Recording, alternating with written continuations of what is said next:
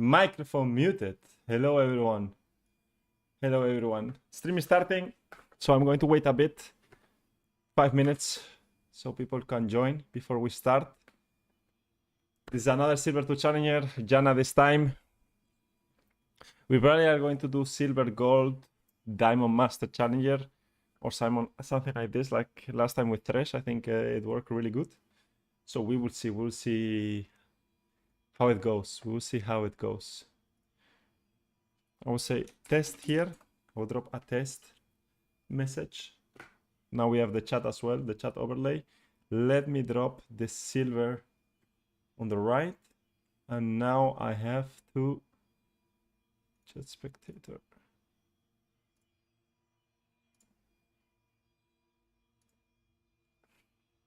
Hello. And 1, 2, 3. Does it work as well, the chat? On YouTube, it does. So we have both chats. YouTube chat. Maybe it's too small. We'll see. You let me know. Hello, Georgie. Hello. How we doing? How are we doing? YouTube test. YouTube test. 1, 2, 3. 1, 2, 3. You see, now that we can see the chat. How is the chat? Is it fine? Maybe it's too small. I think it's okay. No, full screen. It should be okay. You should be able to see it. Maybe I have to put it a bit higher, but we will see how it goes. You guys can give me feedback about the chat. I'm doing great. I'm doing great. The week is starting for me on Tuesdays, so I'm excited to start with the Janna classroom, as always, the study room. Let's see how it goes. Let me see if the streams are working. I think the Twitch stream is working as well, right? Yeah. The YouTube stream is working as well.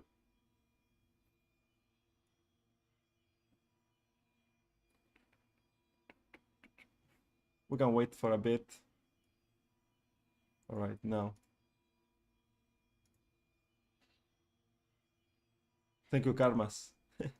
We also have, like, I think the alerts. I'm actually going to disable those alerts for subscribe. If not, give me a second.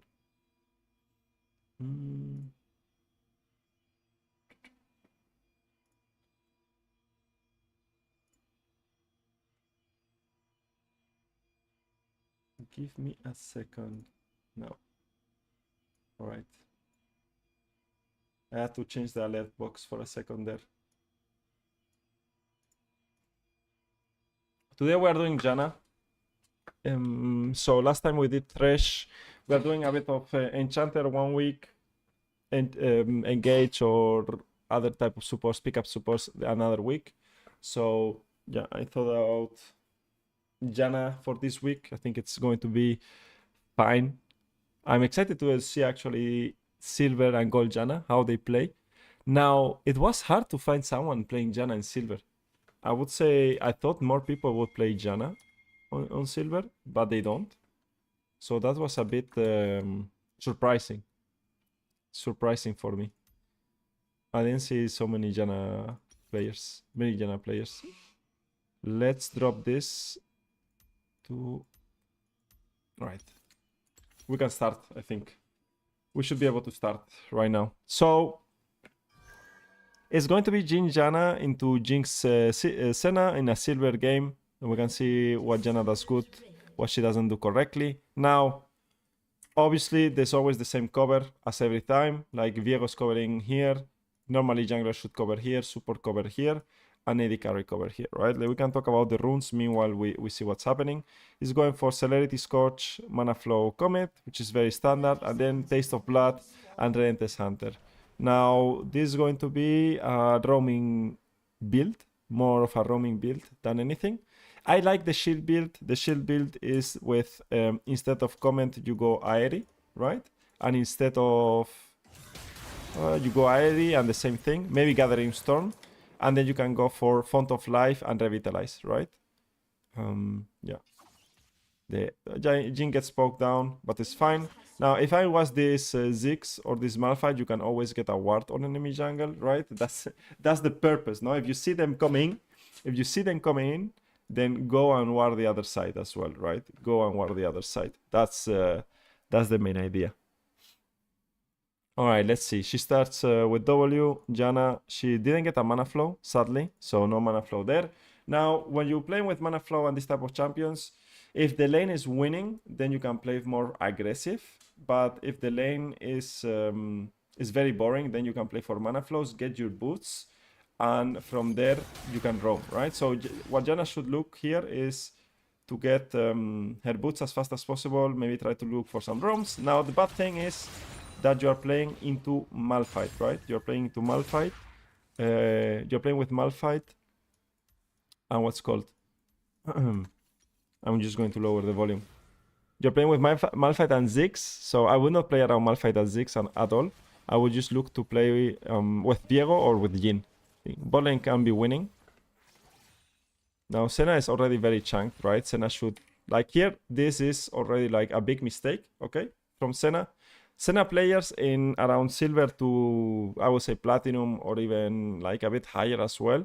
I mean, below one higher is that now Senna is mispositioned, and these are things that you have to identify as a support, right? She wants to poke, and this happens with a lot of Lux players, Brand players, even with Zyra, right? It happens with a lot of those type of champions. If she wants to poke, she needs to do it from here because, why? Because you can use the bushes as always, like as a shield, right? As a shield for you to look for damage and then go back. Now, Senna's mispositioned here. So what should Janna be doing here? Is Janna should look for an aggressive trade. Now, you will say, okay, but my W range is this one, right? And Senna's already going to hit Jhin and then back off. What do you think Janna should do right now? I don't know if someone can tell me. I will give a second. I'm just going to drink some water. But there's something that Janna has to do 100% in this spot if you identify this mistake. And I'm posted just right now, so we can talk about it.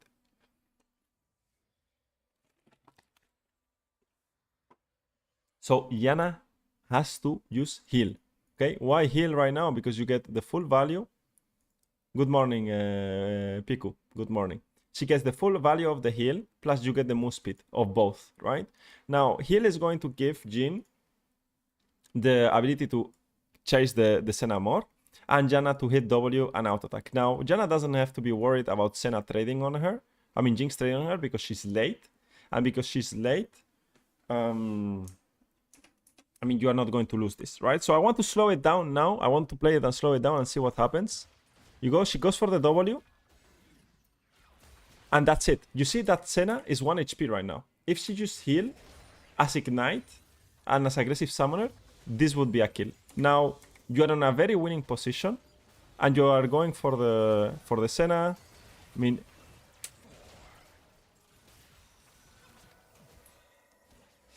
we can rewatch this because I think it's too much, right? So let's talk about a concept here, is that in this situation right now, you are already winning, right? You are already in a winning position as red side, so you don't need to overplay towards Senna and what's called like tunnel vision on her, right? You can just play on Jinx as well, play from this bush to this bush, and just make sure that Jinx loses all the CS possible, because Jinx is a champion that benefits from farming, right? She wants to farm and get as high CS as possible. So your objective is that she doesn't CS, all right? And that's all. And if you can kill, that's a bonus, but you are too greedy, like looking as a seal, like this is too greedy, looking for a kill here. You are just going to put yourself in a worse spot, because now Jhin is very low. You just heal as well, they just heal as well.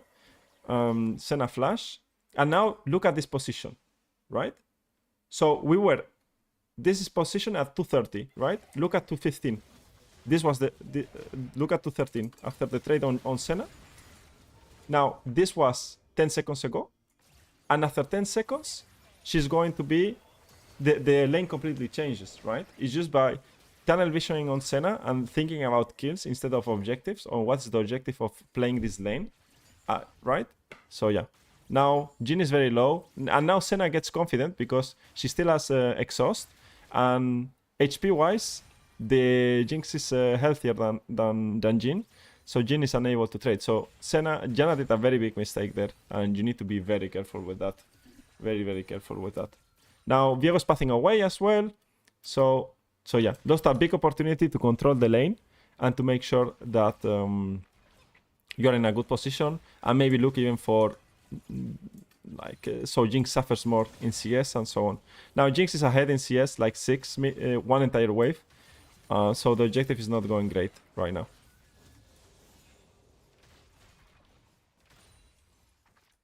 How many mana flows does Janna have here? She has only 1 mana flow. Wow, what? She only got 1 mana flow. Now, this is the second mana flow of the game. What's up, Tiago? Hello, hello. This is the second mana flow of the game. Wow. That's really bad. That's really, really bad. You want to play more for your mana flows because when you base, you're going to be able to get what's called better, like you will not suffer from mana if you just base after you first base you're going to be in a better position, because how mana flow works is that you get more mana but you don't get it instantly. So when you base, you will get that mana back, and once the mana flow is completed, here for example she can play for just stack those and base and get boots, as we said before, right? If you are in a position that is not that great, then you can look to do that. Now Viego's looking to fight the Panther. I think he's going to kill.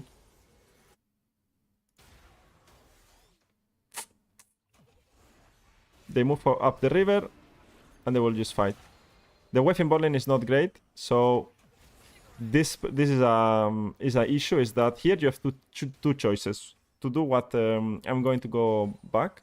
You have two choices: to follow the play here, or push this wave and crash this wave so you don't lose that much, right? And you say it doesn't matter what happens here because it's already a 1-for-1, right?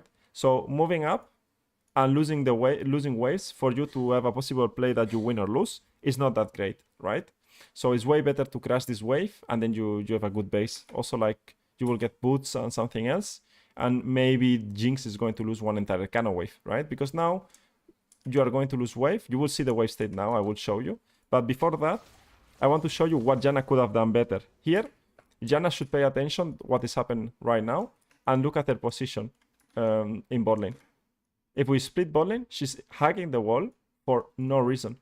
Where should Janna be? Janna should be around here, so she always has the move to help Viego, right? She can use the plant, go around, make sure that even she threatens here. So Jinx plus Senna that are going to try to move from here, then she can just create pressure so they focus on her and she can go back. So she's helping Viego to play the 1v1 by putting pressure. But if she's in this position right now, she's not doing anything, right? So she should follow. She should be ready to move. That's the problem, right? She's not ready to move. This is the same thing when enemy is doing the dragons, right? What's up, Isam? Now you will see the wave. Let's look at the wave. Meanwhile, I'm reading Isam text. Hello, I'm a Yumi man joking. You better be joking, Isam. You better be joking. Your video about lags helped me a lot. I got silver to platinum in 1 week. Isam, that's high value, video. That's a high value video. I'm so happy. I'm so happy to hear that. I'm very happy to hear that. I'm glad it helped. More videos like that. I have to release more videos like that, to be fair. So you're playing lags from silver to platinum, or did you play another champion?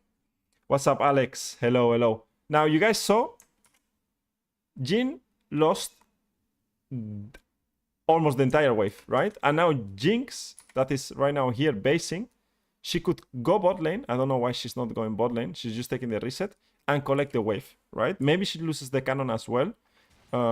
She loses the cannon, but she's losing way less, right? And she can even get a reset here off and go back bot lane. Now, where is she? She's coming out of base. So you have to be pretty careful with those type of moves. Because if it gets a bit longer and Jhin dies, it's a disaster. He's going to lose so much, right? At the end of the day, I mean, Jinx lost a lot here. And they got a really good base, Jhin and Janna, compared to Jinx and Senna. But you have to know what you can win and what you can lose. I applied your tricks on Alistar. Electrocute. You played Electro Alistar from silver to platinum. What's up, Gonfran? Hello, hello. I cannot believe it. I need you to send me the PG right now, Isam. Send me your name. I need it. I need it for science. Alright, this opening by Janna is okay because you are opening together with your jungler, right? Now, this is the ping ward of Janna, I think. And this is going to be a problem, right? This is a problem all the time. So this is always going to be bad, right? This ward is already gone, right? There's no HP on the ward.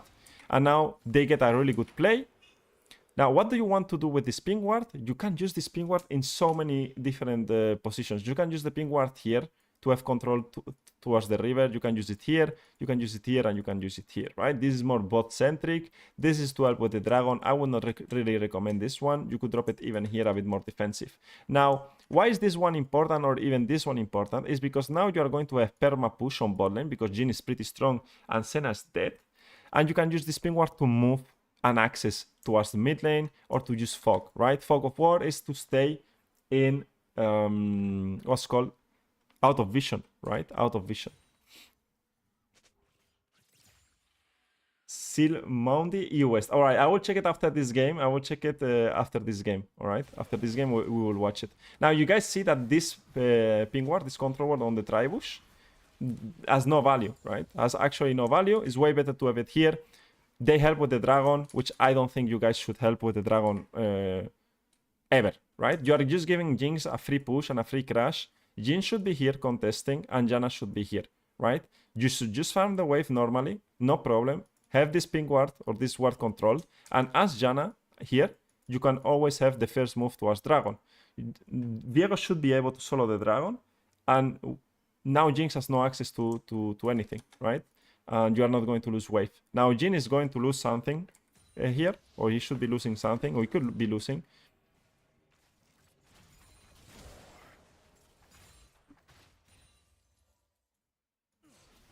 All right, let's go back. Let's go back. Now, what do you guys think Janna should be doing here? If we are going to, they are going to cross towards the void grabs plus the camps of Viego are up.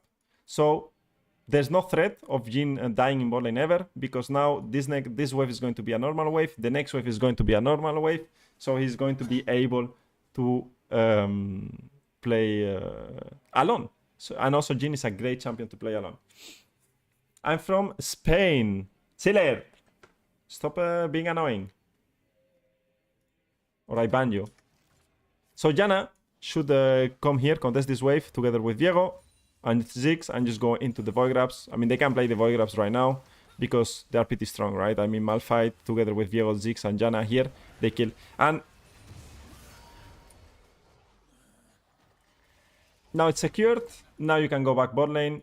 You can play the next wave in mid lane as well. Soak a bit of experience in mid lane to get from your mid laner. And then go back towards bot. Now in bot lane, let's see what he does. Because, I mean, he should not be able to get anything. But maybe like he gets a kill onto Jinx. You see that there's not really nothing going on at the moment. So you have to be very careful. Because in this game, his team is winning. But maybe in another game, he can make the difference, right? At the end of the day in solo queue, how you play the... If you play a lot with your team, or here Malphite dies, it's very strong to put numbers, right? In the objectives. And nothing happens in bot lane. You see that Janna's not doing anything. I thought so. I noticed the Spanish accent. My family is from Cuba. Cuba. Or Cuba, no? In Spanish. Okay. Do you speak Spanish, Alex, as well then? Or no? Oh, what's this Janna doing right now? Let's see. Now, you guys see that there's nothing... She did nothing right now in the map. And this is a problem and a tendency in Silver that we have watched in every Silver 2 challenger. Now, Janna should have been on the void grabs. We already know why. And after being in the void grabs, nothing of this will happen because there will be 4 and enemy team is 3. Right? It's not even a 4v4 because what's called Pantheon insta-died, right? Now, Janna should stay here, push and crash, and then she can reset and play. Now, I don't know why she's moving. We can see what she's doing. Spanish stream when? Ice track. Well, Spanish stream are over. My Spanish arc is over. What's up, Soch? No, I don't love Sealer anymore. Sealer is ignored. Sealer is completely ignored. All right, so there's many problems here, right? From the Janna, she's just moving randomly. I don't know if she feels the stress of not helping his team before, and now feels pressured. But if you're in this situation with Janna and you fail a move, that can happen from time to time. You said, "Oh, I should have been here, but I'm not here." What you want to make sure is that you crash this next wave as well, right? You help Jin crashing this next wave. You can get the cannon. It accelerates you for level 6, which you want.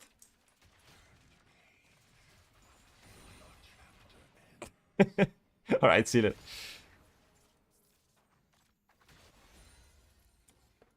And after this, no, it's true. Like, why is Janna mid lane, Sealer? Tell me, why is Janna mid lane? Why do you think Janna would be mid lane if she doesn't feel the stress of moving around the map because Senna is moving as well? Of course, he feels pressured of moving to do something, right? He's just vibing around. He's not thinking, right? That's probably what you're going to tell me. Now, if you have one ward here, you drop a deep vision, right? And you reset, right? You base after you crash this wave, and now you open the map again. Diego has to do his entire camps, and then you can decide to do whatever you want with your move. Plus, you're going to have the boots, or you would have got the gold there. Yeah, Sana probably was on Netflix as well watching a TV show. That's also a possibility. That's also like a big possibility, yeah. All right, and there's so many things here happening that is bad. Is late move to void grabs, not understanding how crashing the wave works, right? Not doing anything with vision, moving randomly, and now delaying his reset for a long period of time, right? Because I think she's going to die as well. She is going to die as well. Like, let's say she does this move, she drops a ward, you need to reset as fast as possible, right? You need to reset as fast as possible. Why?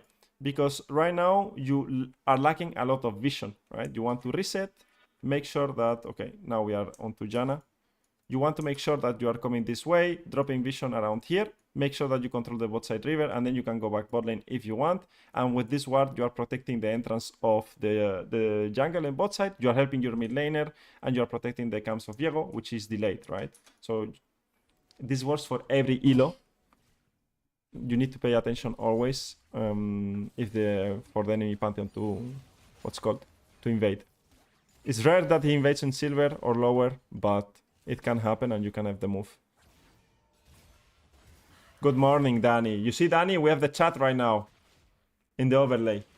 Hopefully, maybe it should stay a bit longer, but 20 seconds, I think we see the chat right now. So you can see Twitch chat and YouTube chat. So you guys can spam the chat and see each other right now. All right.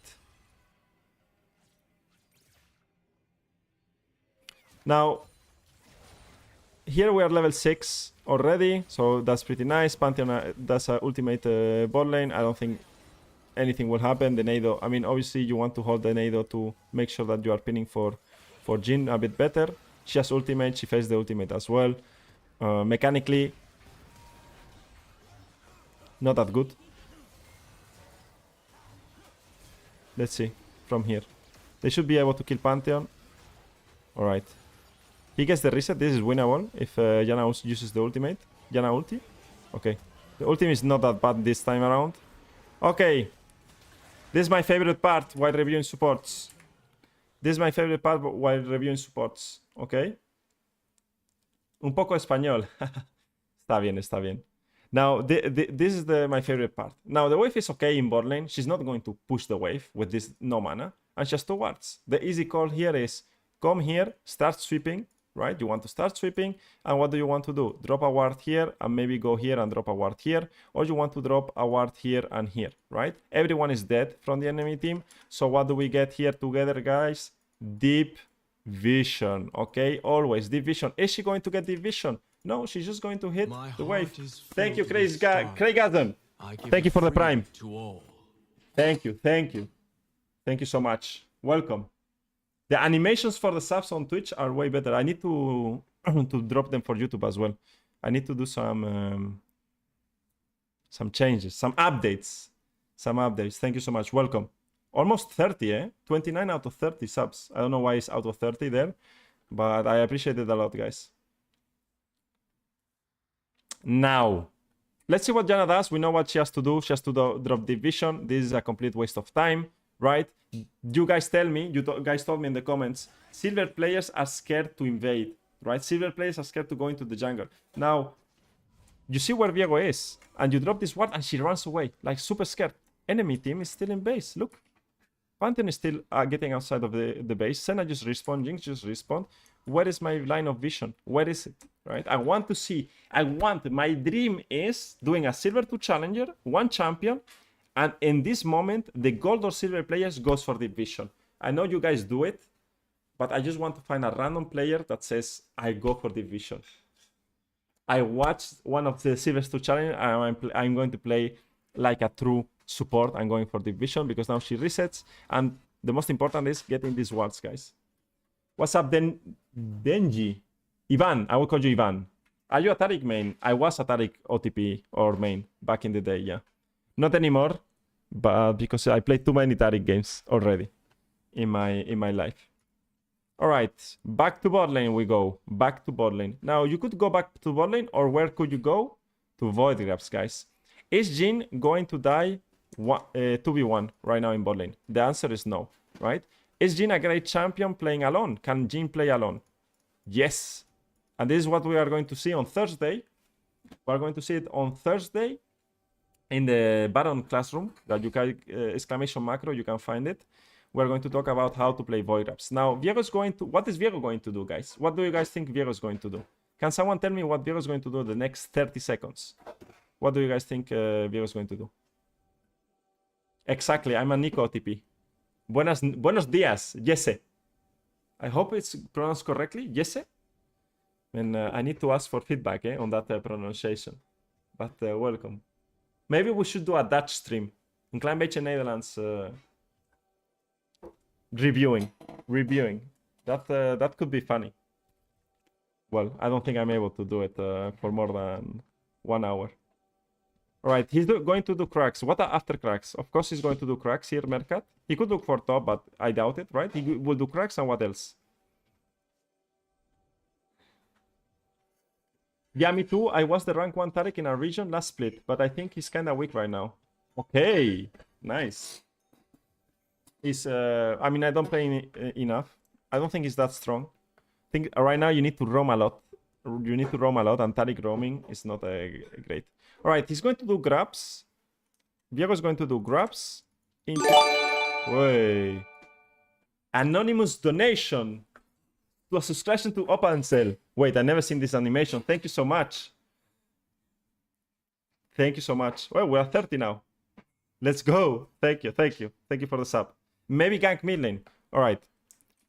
We have to think about junglers that they are going to play for camps, right? He's going to play for cracks.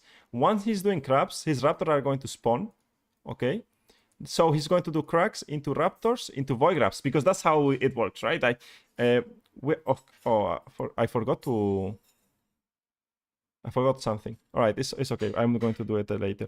Now, he's going to go for raptors into void grabs or cracks into directly top lane, or he could do cracks into mid lane. But what is certain is that he's going to be top side, okay? So if he's going to be top side, what do you want to do as a support? You want to connect with him. Where can you connect? You most likely can connect here, okay? Or here, together with him. Now, Janna is going to directly open towards bot lane. And for me, that's a mistake because you are already winning bot lane. Well, how could you play better if you want to go bot lane? Because, for example, Viego, right? Viego is going to go golems and raptors, and then void grabs are going to spawn.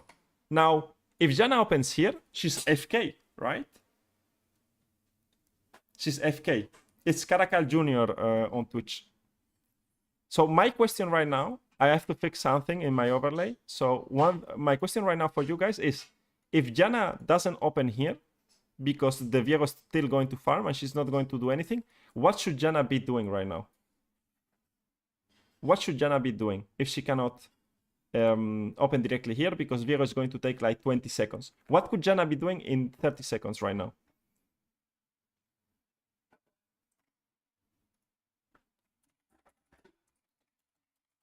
War Dragon? Okay, what else?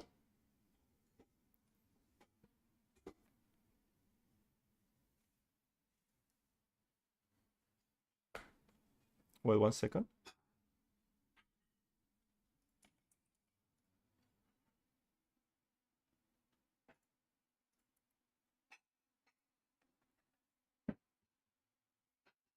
Warding River. What river, Alan? Both side or top side? Adding vision everywhere. That's good. No, that's good, Alex. You can add vision everywhere, right? Everywhere vision, that will be fun. Vision on river so Jin can push. Okay, so we can do a lot of things, right? Like Jin already has vision, right? But now the dragon is also going to spawn, okay? So what you want to do with Janna is you can open here and drop one ward right now here, or you can drop a ward here in this bush. Why? Because it's going to protect the river. That means that if, for example, Ari is going to push this and she decides that the best idea is to go bot lane and dive, then you are going to see it with this ward.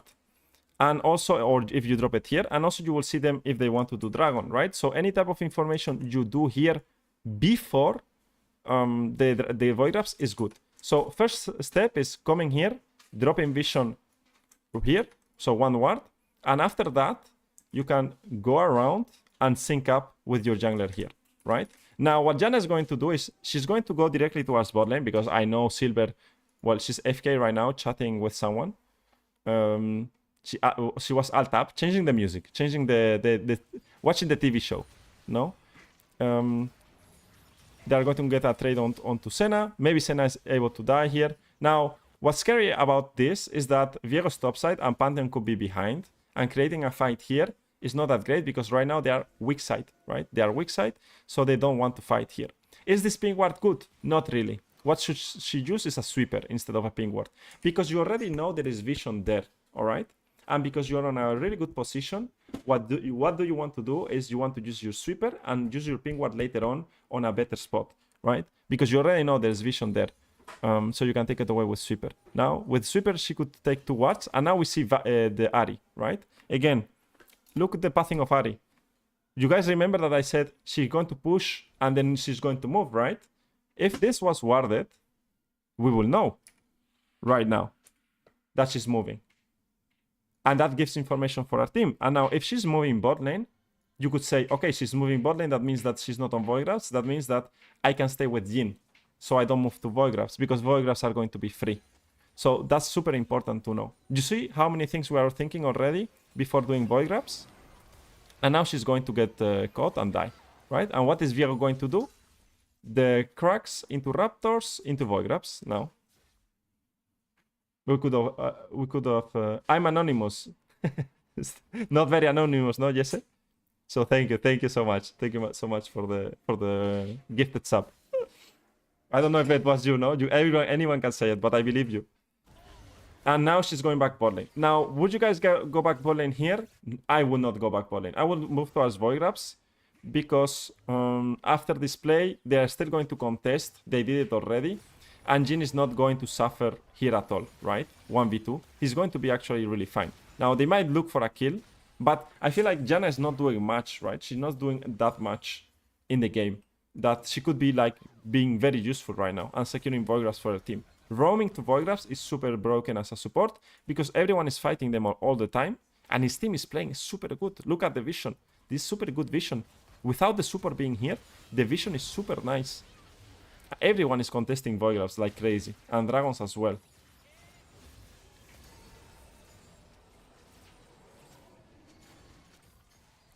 Not gonna lie, I will pick Pinkward on the bush river near blue on autopilot. We don't autopilot vision, guys, anymore. Autopilot vision is not that great. As support, at least, is not good at all. Yeah. Is she going to die here again? Yeah. Alright. Let's see for another place. Now, his team is doing okay.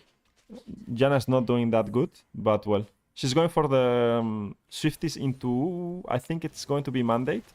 It's not a bad build, honestly. Well, his team is doing pretty good.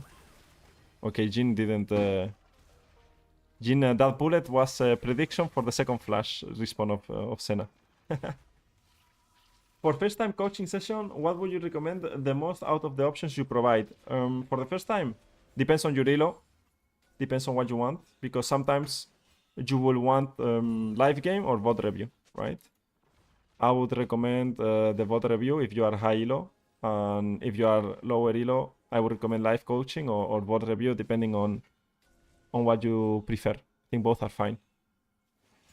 Both are fine. We're going to find mistakes anyways. Anyways, we're going to find mistakes. Or I'm going to find mistakes.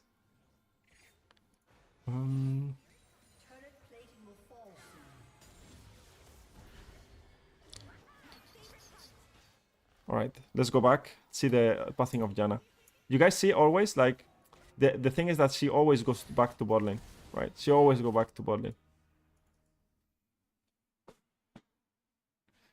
But if you want Porio, you can add me on Discord, or you can join the Discord server. I'm there, and you can ask me after the stream.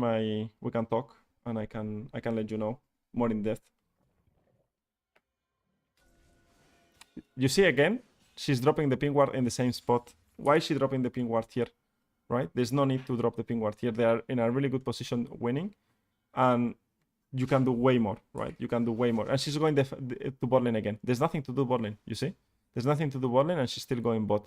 Now, she should be already with Diego here. You always want to sync up with your jungler and be together with your jungler, right? One rule is, if my AD carry is not nearby and I cannot play with my AD carry and my AD carry doesn't need me, you always go with your jungler. You are enchanter, engage, mage, AD carry, whatever support you are playing, and you always sync up, because you want Janna needs to be here right now on this spot here, because now Diego is going to play, Janna is going to play, and now the kill is easier to secure, right? She will ult anyways, but that's fine. Now Janna's a bit late, and what do you get here as Janna? A bit of vision. Like, she's going to ward this bush 100%. We can bet anything you want. I've watched so many silver games already, gold games already. Why are you going to ward this bush?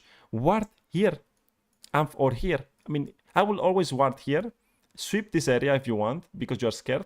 And because you swept this area and you ward here, you can always use this bush. So how I explain it so you guys are not that scared, right? Is ward here, sweep this bush. Now you can go from here to ward, back to the bush, here to ward, back to the bush. So you always have an area that you can always rely on, and you are not getting caught, right? Or you can always go this way, right? So you can drop your wards like this, 1 here, 3 here. And now you're already at this line of vision, and this line of vision is perfect to play for Dragon, right? So she's going to ward here 100%. What's up, Ranmar? Hello. She's supposed to ward banana, and you don't need to ward banana. You don't need to ward here, or you don't need to ward here. The state of the game is pretty good for you to ward already more aggressive, right? You can ward more aggressive. You could ward banana. It's not a bad ward. The banana bush is the best bush to contest, but you don't need to, right? She's going to ward here 100%. If she drifts wards, I'm super happy. What are your thoughts on Morgana support? I only pick it versus hard AP matchups where I know AD carry can run enemy down. I think Morgana support is well, she doesn't even go for the ward. Nah, she 100% goes for the ward. Always pop the plant, guys. I knew this was going to happen. I think Morgana support is not that great. I mean, the kit is not good, but you have some free matchups. This ward is fine. Like a Rakan, right? Rakan is a really free matchup. Alistar is a really free matchup, right? So you can play it. But I don't like to play Morgana with full AP. I don't think Morgana AP is that good. I know some people say that it's better to pick AP because when you hit the Q, you do a lot of damage. But I don't really care about damage while I play support most of the times. Because if you hit the Q with Morgana, you should always have a teammate nearby. And a teammate nearby, if you hit the Q, you should kill, right? That's how support works. If you build Morgana full AP and you expect to kill yourself, enemy champions 1v1, it's unrealistic. I will not pick it for that. But it can be fun. I mean, it can be fun if you hit someone and kill someone, right? With the Q. What is the Janna problem here? You never hit tower as a support. Are you level 6 already? Yes, I'm level 6 as Janna. Do I have my ward item? Yes. Why am I hitting the tower? Again, I'm going to do another video about top 10 mistakes players do in lower MMR or something like this, because I've seen this every game. And we're going for the gold game. Next game. What should Janna do here, guys? What do you guys think Janna should be doing here?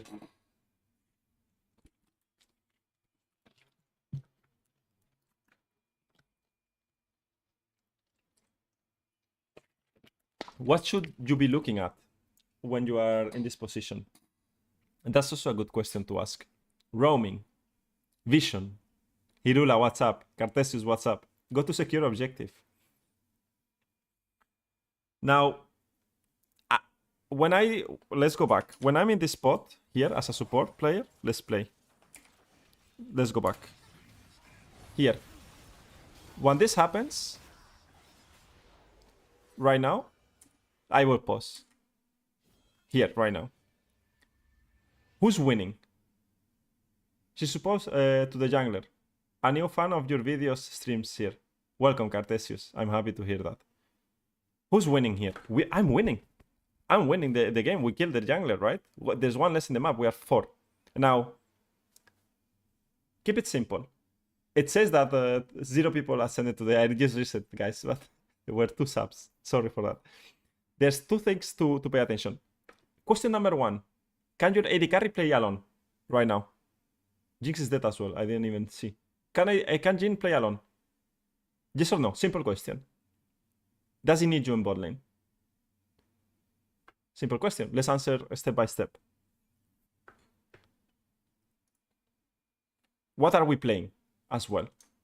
Jin, can he play alone? The answer is yes, right? No, he doesn't. Yes, he does. No, he does.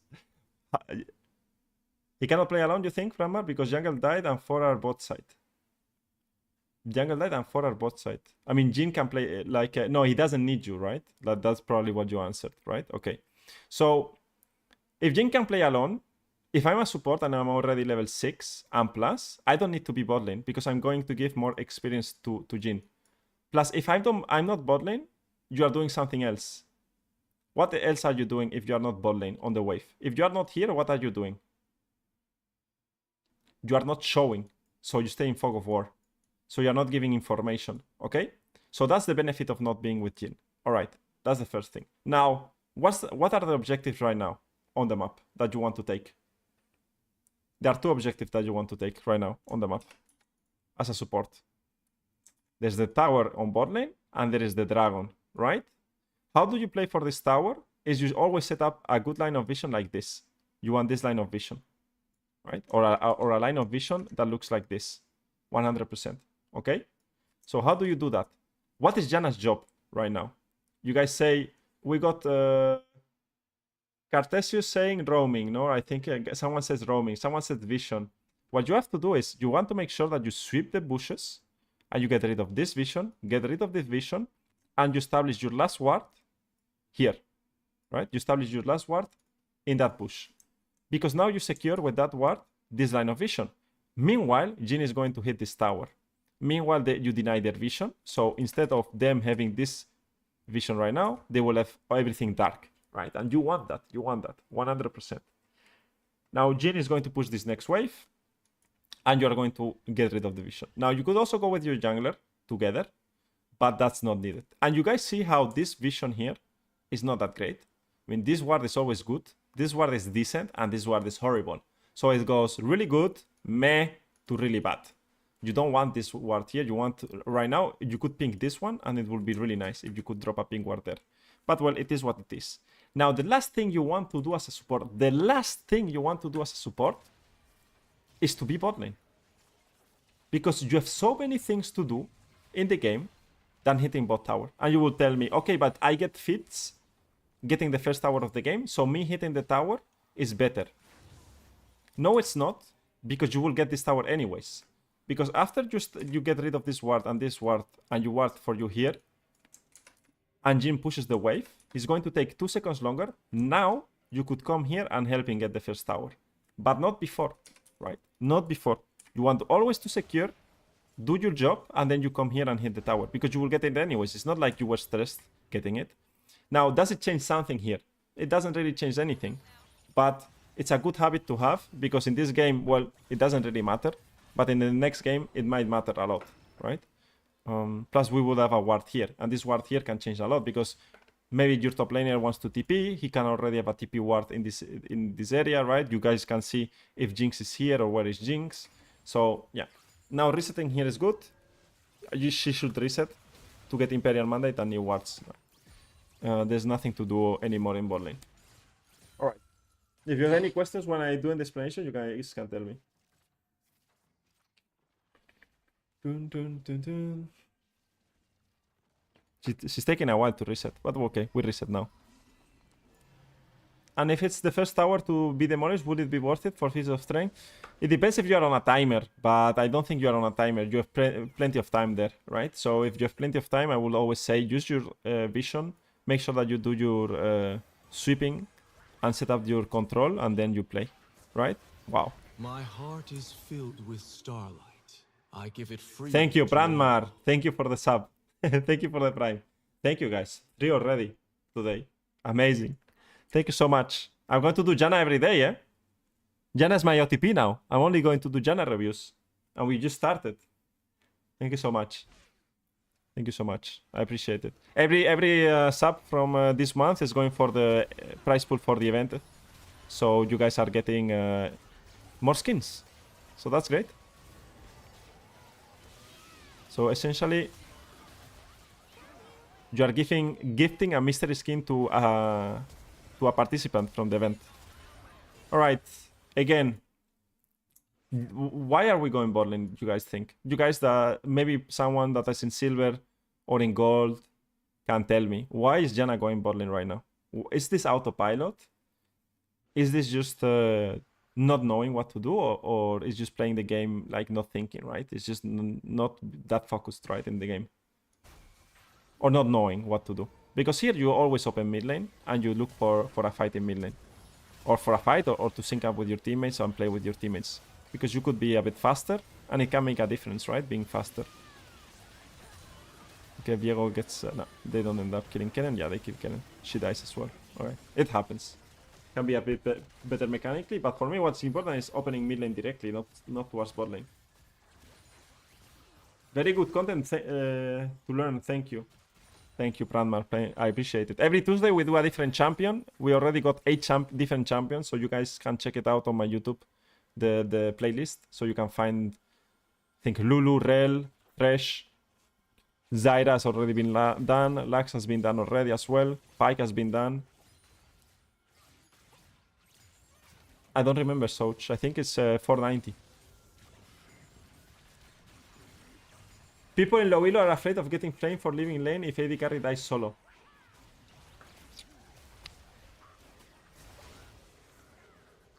Can I say the truth, guys? Can I tell you something? That I will tell you something about League of Legends, okay? I get flamed in any elo. I get flamed in silver. I get flamed in gold. I get flamed in silver. I get flame in gold, I get flame in platinum, I get flame everywhere. I get flame in my main account, in my Smurf account, playing Enchanter, playing Mage, playing my OTP, I get flame. I played Taric. Guys, I played Taric in my Smurf account. I had one Taric game, and my AD carry told me, never play Taric again, you are first timing the champion. I've been probably the player that has played most Taric in competitive game in history. In League of Legends. I don't know someone that has played more Taric than me. And my AD carry told me, don't play Taric anymore, you are first timing. The other day, I showed you, someone told me, go watch. My AD carry told me, watch a warding guide. There are warding guides in YouTube since season 12. Watch a warding guide. I made a warding guide. And he told me to watch a warding guide. You guys understand?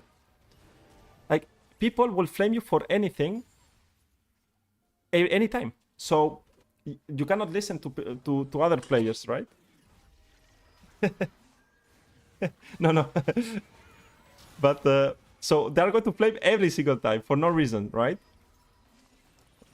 They are going to flame because you roam, because you don't roam. It doesn't matter. You don't need to pay attention. They already have trouble. Like, imagine your AD carry already has it's already enough for him to play AD carry to know about support. He doesn't know about support. No one knows how to play support correctly, right? So don't listen to them. And if you get affected by it, just ignore. All right, let's go back to the Janna. For now, let's see. 2 objectives are up. Dragon is up. Herald is up. Here, if you are in doubt always, I'm going to always talk about openings, right? You should say, okay, setting up Dragon will be really good, right? But your jungler is top side. I'm always going top, right? I'm always going top. And if my jungler goes bot lane after that, I'm going with him. But I'm not going bot lane like alone. The only time I would go alone here is to drop 1 ward on Atakan or Dragon and just go again with them, right? That's the only thing I would do.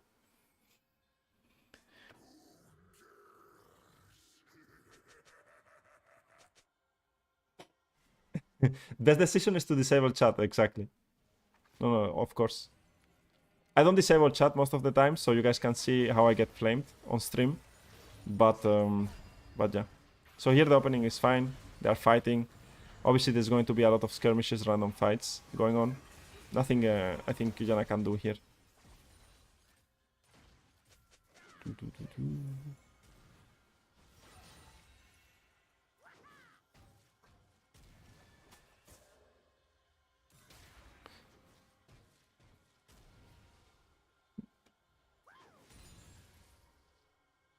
Now, this is a complicated moment in the game, right? Thank you for taking the flame for us. Your sacrifice is appreciated. Now, this is a complicated moment in the game, and I want you guys to think about this moment. Because 2 of your team members died, jungler and AD carry, right? This is the situation of the map. You have every single tool available. I mean, you don't have a control ward, which is pretty troll. I mean, she's getting glowing mode instead of control ward. 5 ability haste, by the way.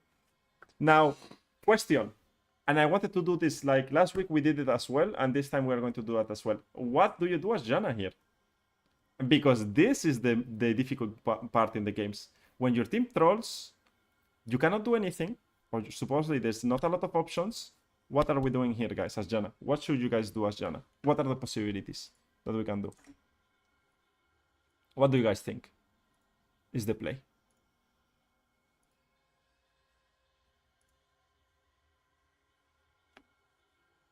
What do you guys think is the play? Drag is gone, can face check, deep ward topside, and play around Malphite. Okay, shout the Donpla. What's up, Alvaro? Go FK. FK is a play. It's a play. You can go FK. Prep for Rift. Well, someone else has a different answer. Base for wards. She has 3 wards. So she can stay with 4 wards. With wards. Right now. Just wards. Now, enemy team is going to on Dragon. They're already on Dragon. Let's watch top lane. Top lane is in this spot. Now, the only thing you can do here with Janna is what coach. I can coach you, Sealer. You can send me 1 review for Thursday, and we will watch it on Thursday. Protect camps. I mean, you cannot really enter here and protect camps. You could, that's an option. I mean, what you could do is, if you want to protect these camps, what you could do is come here and sweep and make sure that you use your sweeper as a shield, which I mean is that you see that there's no vision here, but imagine this is warded from the enemy, so you can take this ward away, and you could set up vision, like a vision line like this, or like this. That's a possibility, Alvaro. That's a possibility. Protecting camps can be a fine decision. Now, what in my opinion, is the best. You always want to be useful. How are you useful? Is you want to make sure you go this way and you start sweeping this area, right? You can drop a ward here. You can drop your ward in mid lane, and you can drop another ward here. So you already got this line of vision. You deny this vision as well from the enemy. And now after that, you base, right? You base or you play for this tower together with Malphite. Now, Malphite is a horrible champion to play side lane, right? He's so bad, right? He's so bad, and I don't think you can do anything with Malphite. Maybe you can kill Kennen if Malphite ultimates and you are here, but Janna is not a great champion also to, like, doesn't deal so much damage. If, for example, I was Pantheon this game, or I was playing another champion that has more damage, you can do all of this, what I said, dropping your vision, and then dive the cannon. Once you dive cannon, you could take this tower together with Malphite, or let's say Malphite is any other top laner, right? Like let's say you're playing with, I don't know, another Illaoi, right? And you end up killing the enemy top, you get this tower. This tower is worth 700 gold.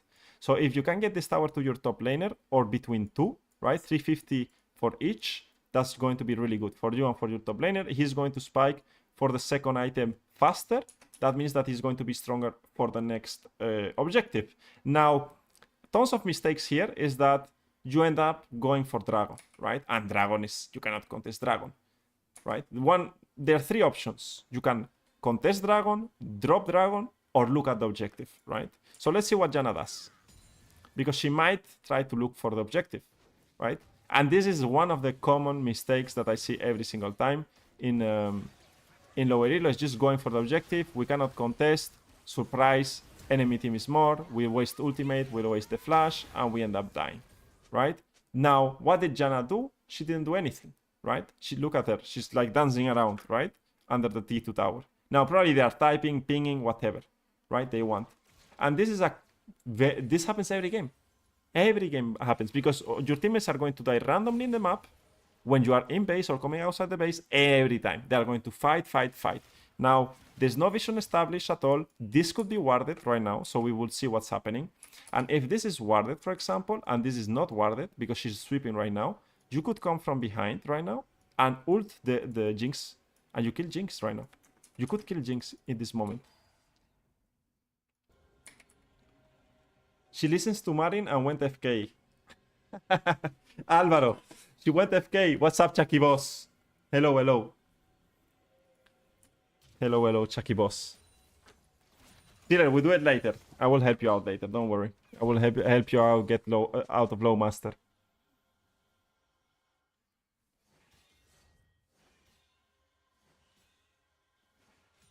All right. So again, there's not going to be vision at all here. I don't expect vision at all here. Now, if she has no wards, what should Janna be doing is basing and buying. Now, she has 500 gold, but don't be afraid to base like here and just get new wards, get your control ward, and play the game. Now, if your jungler is going to end up fighting, then you should be able to, you should stick around, right? But Janna is pretty fast. The good thing is that you can reset and open them up. Now, she has no control wards, which is pretty sad. Because control wards are great to set up objectives, right?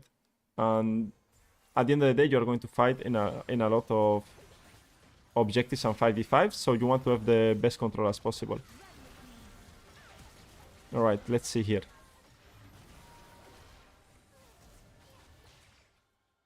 They're going for Herald.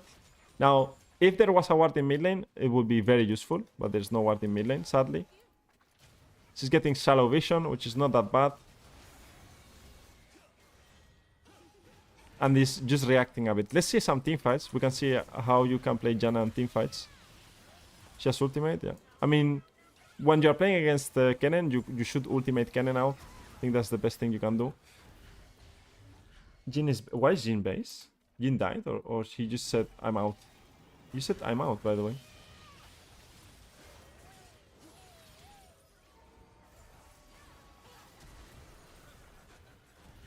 This is a true silver game, eh? This is a true silver game. Okay, Pico, I did read. I will talk to you later.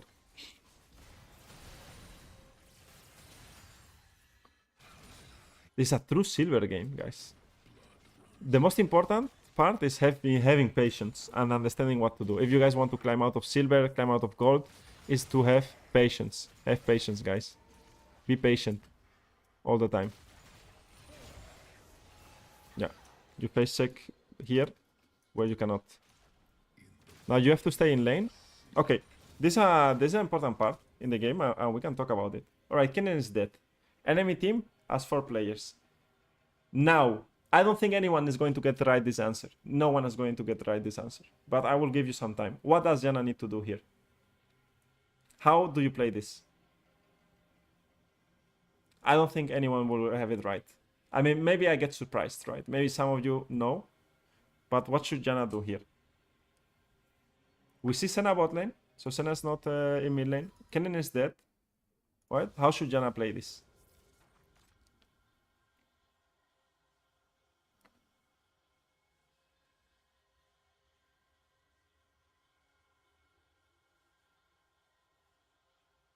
All right, let's answer one by one. We said Alex, ping and ward that bash. Okay, warding that bash means to face check that bash, so you end up on the same situation. You can die by, like, if enemy hits a spell on you. Now, Ice says no show on mid and walk with Viego. That's a possibility, but the problem with that is that you are giving you are letting Jin alone, and Jin can get collapsed on mid lane. So if, for example, you were going with Viego here, that means that Jin is alone on this wave, and they can attack Jin on this, like in this angle. Maybe not this angle because it's warded, but probably Ari can ult him from this side, and he can be in danger, and he can end up dying. So what you could do is you could set up this vision and sync up with Viego from here, and defend Jin back flank position with warding this bush, right? That's something you could do, and then sync up with Viego. I think that's good. I mean, you could do that, right? That's not the answer I'm looking for, but warding here and syncing up with Viego is a good option because you will end up together in bot lane, right? But you need to make sure that when you ward here and go with Viego, you make sure that you make like a pathing so Jin can also follow, right? Or Jin has to go behind here. Now, what else? Playback from Mercat says that top vision after mid push can group up with Viego after. I don't think so. Marin and Twitch. Marin is also here. There are two Marins, or it's the same Marin? now just go FK between mid and bot lane. All right. Because Viego is behind, I kind of want to push far enough to get a mid ward. Okay. All right. Cross map while bot is dark. Okay, so let's go with the answer. Let's talk about this. So we know two things. Kennen is dead, and we know that Senna is bot lane. That's what you have to pay attention. Now, why are waves important in general? Is because waves give also information, right? To flame everybody. Okay. Waves give you realistic information, and this is also something important with Nashor. Now, once you skill this wave, what is the wave is going to do? The wave is just going to walk down the mid lane, right? It's going to walk mid lane. Now, who needs to collect this wave? Jinx, right? Jinx is going to collect the wave.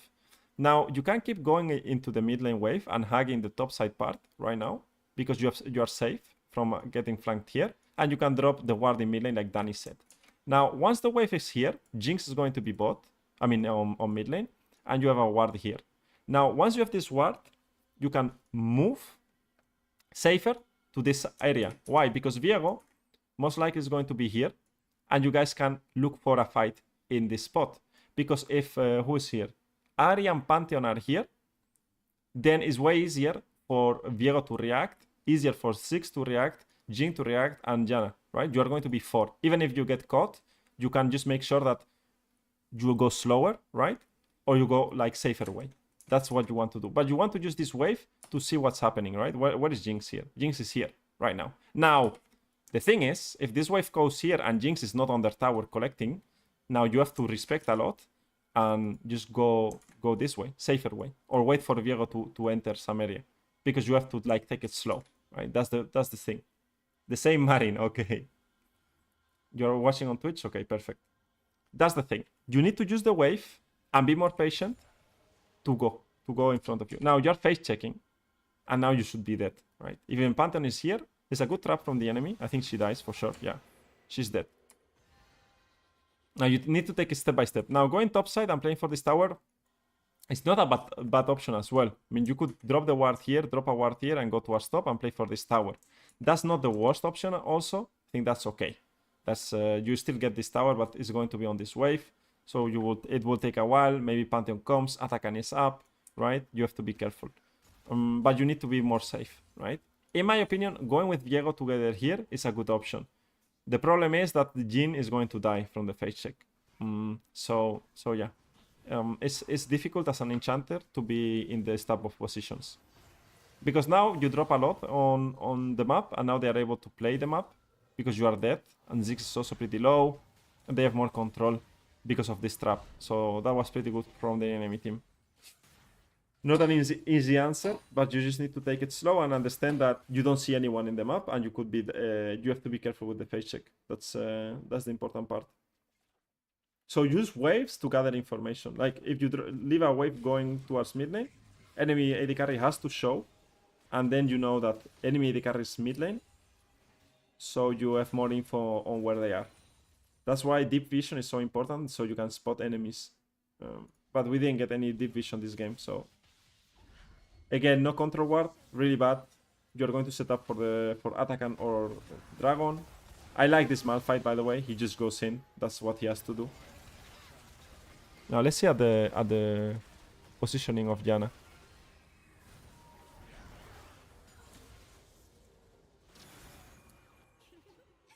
I want to see the Janna positioning in the fight.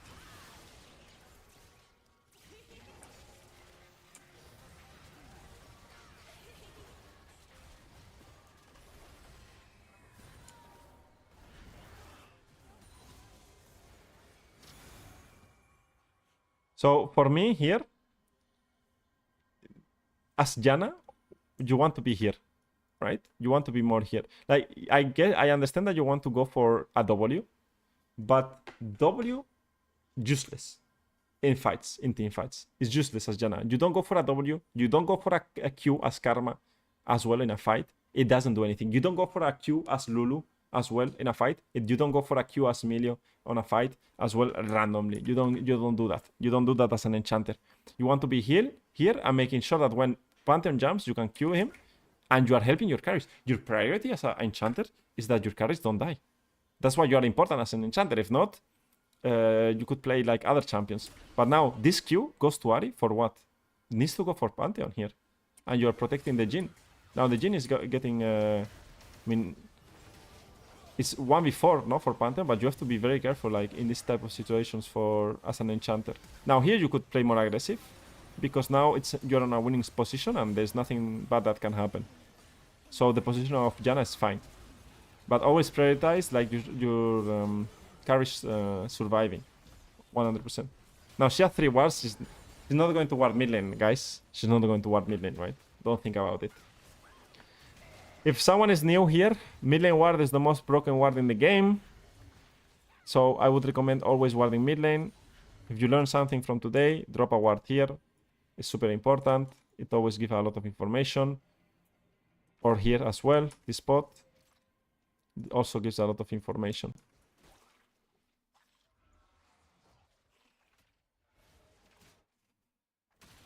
The vision is okay. It's fine. It's not, it's fine, it's fine. If she wards here, it will be perfect. Alright, they get Nashor. And with Nashor, you have to play 2 lanes, fast, and you win, right? They are going to play for Dragon and Atakan, most likely with this Nashor. So that's pretty good, because they are going to group up.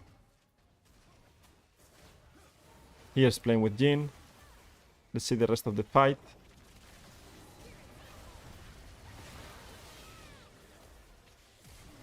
She's taking too many Jinx traps. I mean, she has a good damage, so I don't dislike going for the Jinx there. She will need to ult now. She's dead, yeah. She needs to ult way before. Like, she needs to walk up. What you want to do here with Janna, she still has ultimate, right? We don't see the ultimate in the spectator for some reason. But, well, here, what you want to do as Janna, to buy the most time, is you want to step up right now. Don't keep running. You step up, ultimate here, and now he's going to get knocked back towards here, and now he has to run back. And then you can just heal up and just heal to escape, right? You still have healed, so she should never die here, right? But one common mistake here as Janna is like, keep running and trying to use ultimate once he jumps, right? Here, actually, he could cancel, but here's too late already to use the ultimate. I mean, I don't think she even she used the ultimate, it's on cooldown. But well. If you are fine, like, cancelling the W, then okay, you can use it while he Ws. But if you don't feel confident, or maybe you have a lot of latency, or I don't know what, or your reactions are not that good, you can just step forward and W the guy. That's also a possibility.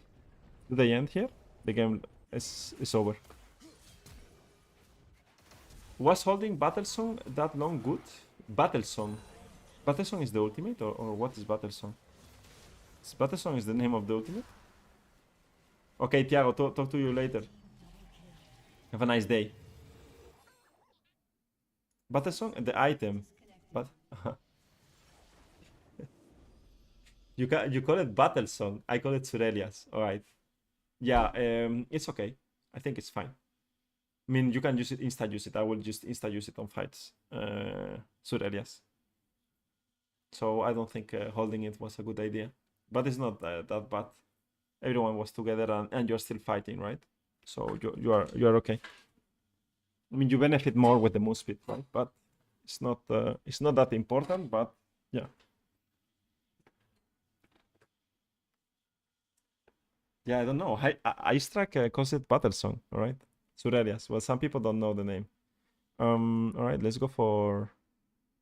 Do I have outplayed on? No. Okay. Wait. All right. Let's go for the next game then. For gold. For the gold players. So how do we look for gold players, or which players we choose? Is like this. We choose it. We're just watching. Let me full screen this. And guys, I got the overlays better, right? The scenes are better now. So hopefully. Now, we just take random players that play Janna. But it was so difficult to find Janna plays in silver. I don't know why. No one plays Janna in silver. No one plays Janna in silver. It's amazing. Now, we choose a random page. We can choose page 254. It should be like middle of the gold. Or still gold 1, really? Okay, 800. Gold 2. I want a gold 3 player. How much is gold 3? 1,250. Still gold 2. How many players play League of Legends, guys? It's insane. Come on. How many League players are there? Yeah, that's kind of hard, you think? So, there are two worlds right now. Mercat, Janna's too hard. Then Nicolas says Chav is so strong, it just gets you to gold. Guys, who's right? Mercat or Nicolas? +1 if Janna's so hard that no one plays it in lower elo, or is too strong that you get there, is a 2. What do you guys think? Check a game of me when I was good. Alistar. Wait, we are going to look for the Electro Alistar. Let me check the Electro Alistar. You are in EU West?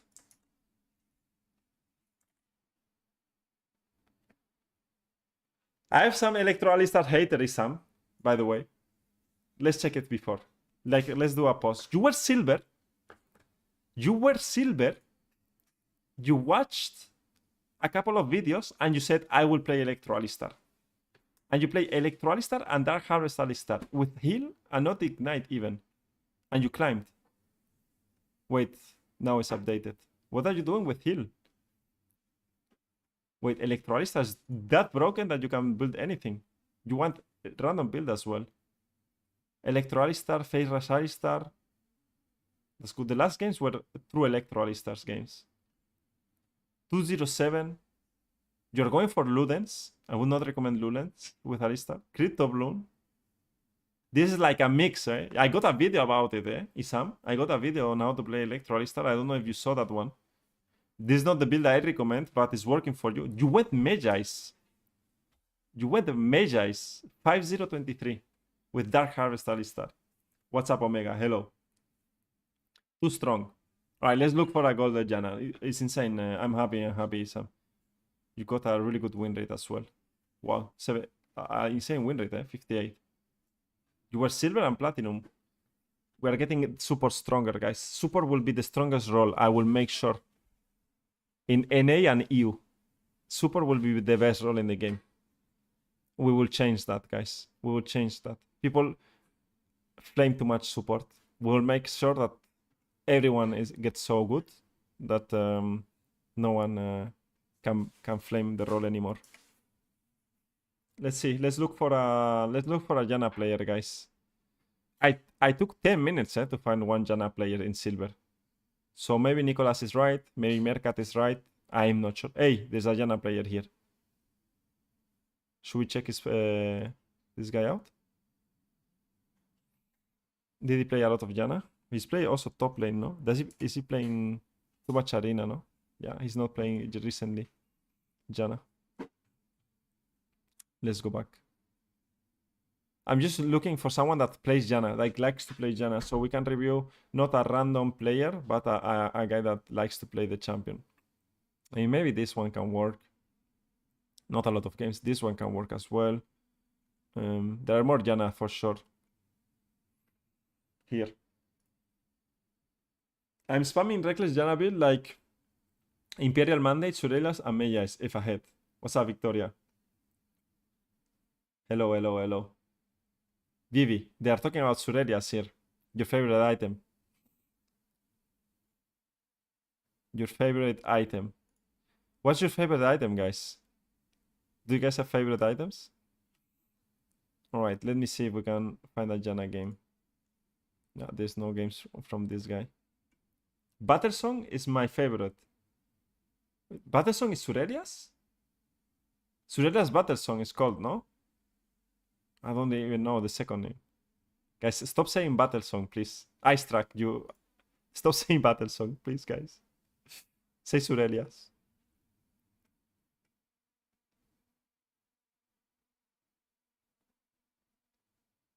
Okay, this one? I mean, he has really good win rate.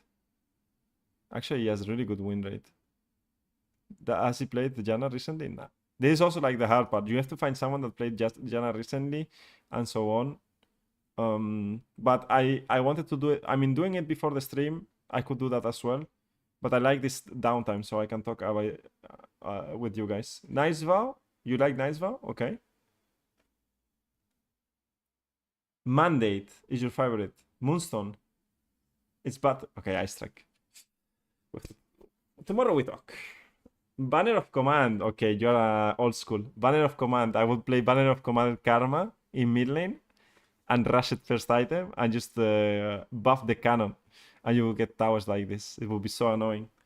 What a toxic item, eh? Banner of Command was. You guys, who played with Banner of Command here? That you buff the tank minion. He will take 0 my damage, right? EP damage. It just will be like free pushing lanes. That's Do I like Nico support? I don't like Nico support. This is my main account right now. I dislike Nico support a lot. I don't like Nico support. I think Nico support is the worst champion in the game, right? Like, why would I play Nico support? I don't like it. I lost this game today, guys. I need love from you guys today. I need some happy moments. This game, I lost against an Ivan top lane. He stomped my top. So send me some nice messages. I will not complain though. I try to play my best. Triple banner meta OP, banner and baron GG. The Zaza and what was it called? The item that spawns like the purple thing from the void. Zazak? No. What was it called? Zezek? Or ZZ Rot? ZZ Rot, no? What do you call your subscribers? Targon Ascendants. You know, it's everything based about Taric lore. So if you get subscribed, you ascend to Targon, right? And you get powers and you win a lot of games. You get blessed by Taric if you're subscribed. So yeah. So I think everyone that subscribes gets like 5 wins in a row or something like that. So it's incredible. It's like magic. But well, you have to like... Okay, this one can be good. He lost the game. 6-4-14. This game can be fine. Against Thresh also. And he's going for the shield build. No, wait, what is this? He goes for the shield. He goes for the shield setup with the bat runes. Why? What is this? Bat items with different runes. Okay. What's up, Radar? Hola, muy buenas. Zekes. No, I love Zekes actually. Zekes is super broken. I didn't know that you are playing right now. No, I'm playing a lot of Nico. I think I'm OTP Nico outside of stream. Outside of stream, I'm going to only play Nico till Grandmaster. I think I can get Grandmaster with Nico only. I feel really good with Nico. Let's watch this game. Let's watch that game. Let's go for it. Alright, we have a gold Janna player with a really weird build. So let's go.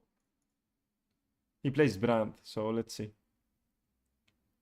Yeah, I love ZZ Rot banner plus banner, but not phasing it. Too many got ZZ Rot top split pushing. Yeah, it was horrible. I mean, it was fun, but it was not fun actually. No, it was fun. It was fun for 2 seconds. No. All right, let's go for it. Spectator, let's change. What do you call your subscribers? Imagine I call them battle songs. Battle songs. For sure, not battle song. Worst item in the game. Right, I'm just joking. I'm joking. Now, let's go for the gold player. So... Right.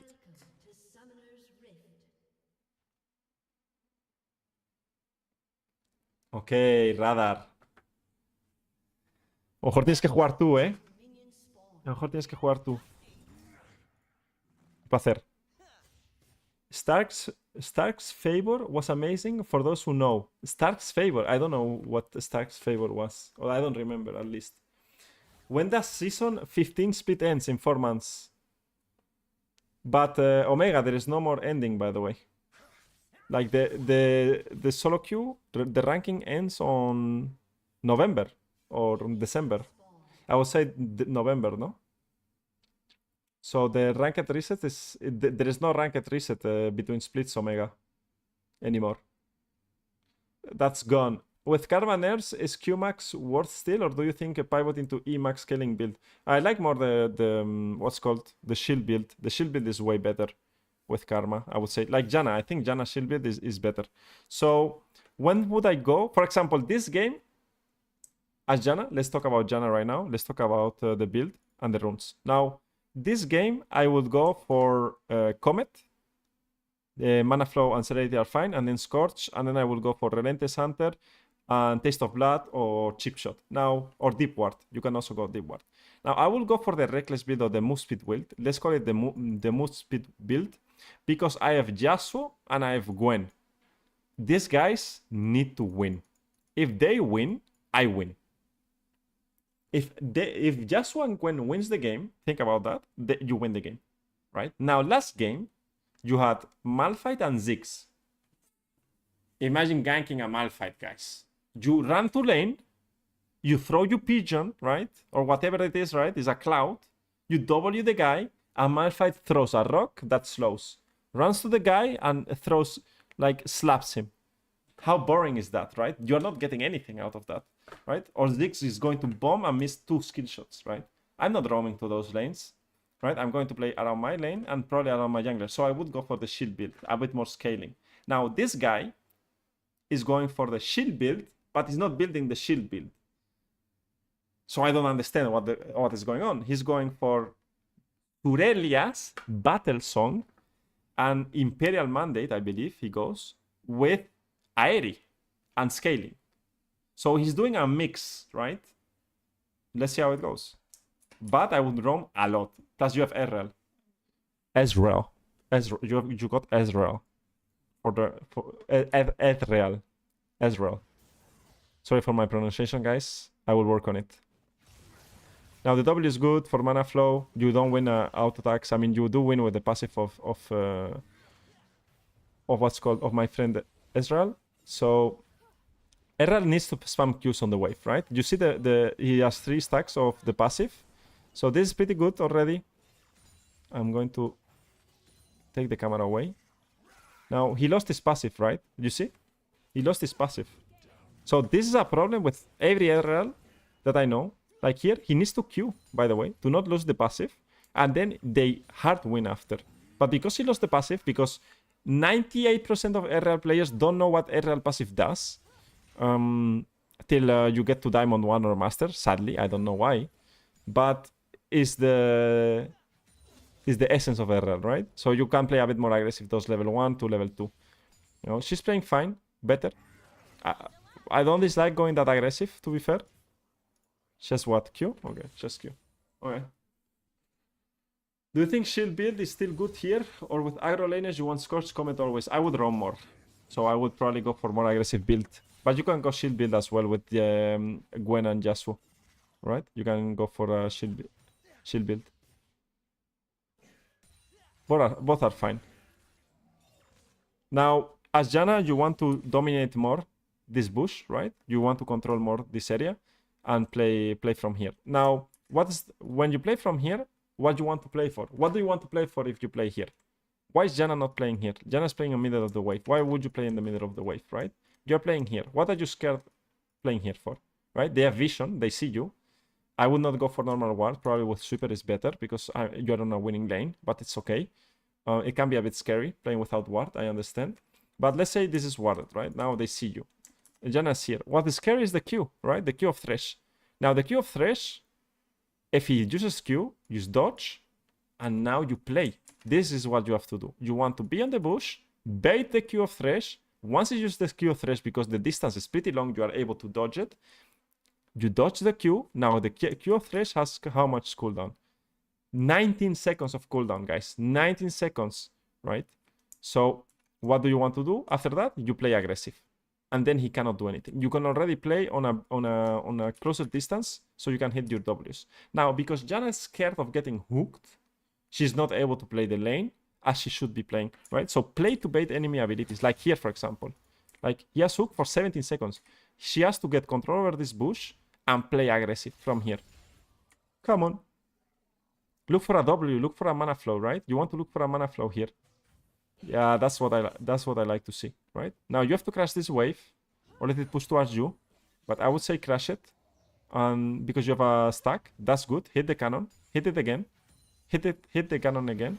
Now this is bad. You see, because you get hooked for no reason, right? You could just crash this wave as fast as possible, and then RR can base. You can stay in the lane, hold the next wave, and then play, right? So how it should look: this wave crashes, this guy bases, and you go here, and you just wait for them to push, and then you hold it. Now Ezra is going to come, and then you can freeze the wave. They are going to lose wave, or they need to stay in lane, which is a great for you, okay? But this just complicates everything. You still get level 3. Ezra plays okay, aggressive. You guys get out. If you did this because you were getting level 3, well, no problem. But I doubt that was the plan, right? Okay. Still a double kill, which is great, really good. Because they end up losing this game. And they should not lose this game now with this double kill already. Right, let's pause. You have 700 gold. It's boots, component, and a pink ward. Boots, component, boots, dark seal, and a pink ward. Why? Why? Why? Why? You got a... Why? You got a kill as well. I mean, the roam is good. The roam is good, no? Like, you don't go bot lane. You don't need to be bot lane. You roam towards your jungler. You got a kill in... I don't know what the heck... What happened here with Wukong? What is Wukong smoke? Ah, Wukong is just dead. Okay, you got a free kill. You get 2 stacks of Dark Seal. This game is amazing because he lost this game. He loses this game. How can you lose this game? You killed this guy as well, of course. Wait, that flash is questionable. Well, you could not die. I mean, you die.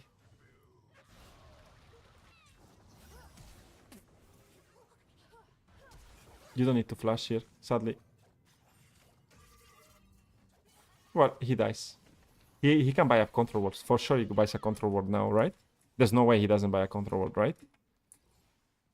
For sure, with 200 gold, he buys a control ward, right? Guys, yes or no? Please tell me yes. Guys, he buys a control ward. He's in base right now. He's going to buy a control ward. He's winning the game. He's winning the matchup, right? Ezra dropped the control ward here because he doesn't know how to place one.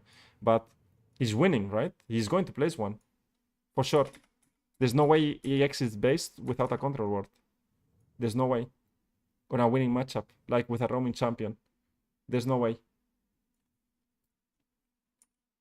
Yes, he got it. Thank you. Now we can flame how he puts the control ward. We can flame his control ward position. Really good. No need to open bot lane because the wave is crashing. You open towards mid lane. You open towards your jungler. Voigraphs are also up.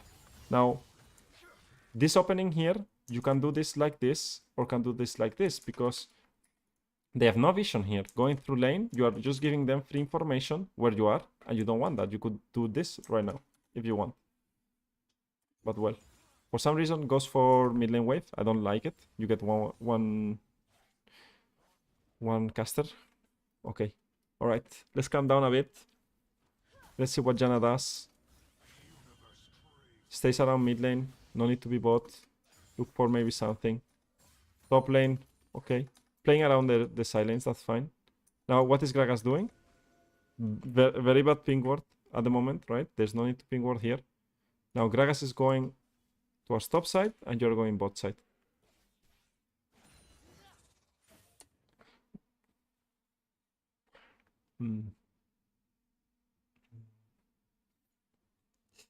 The thing is here, can Ezreal 1v2 in bot lane right now? Can Ezreal 1v2 in bot lane right now? Can Ezreal be alone in bot lane right now? Here, in this position. Can Ezreal be alone in bot?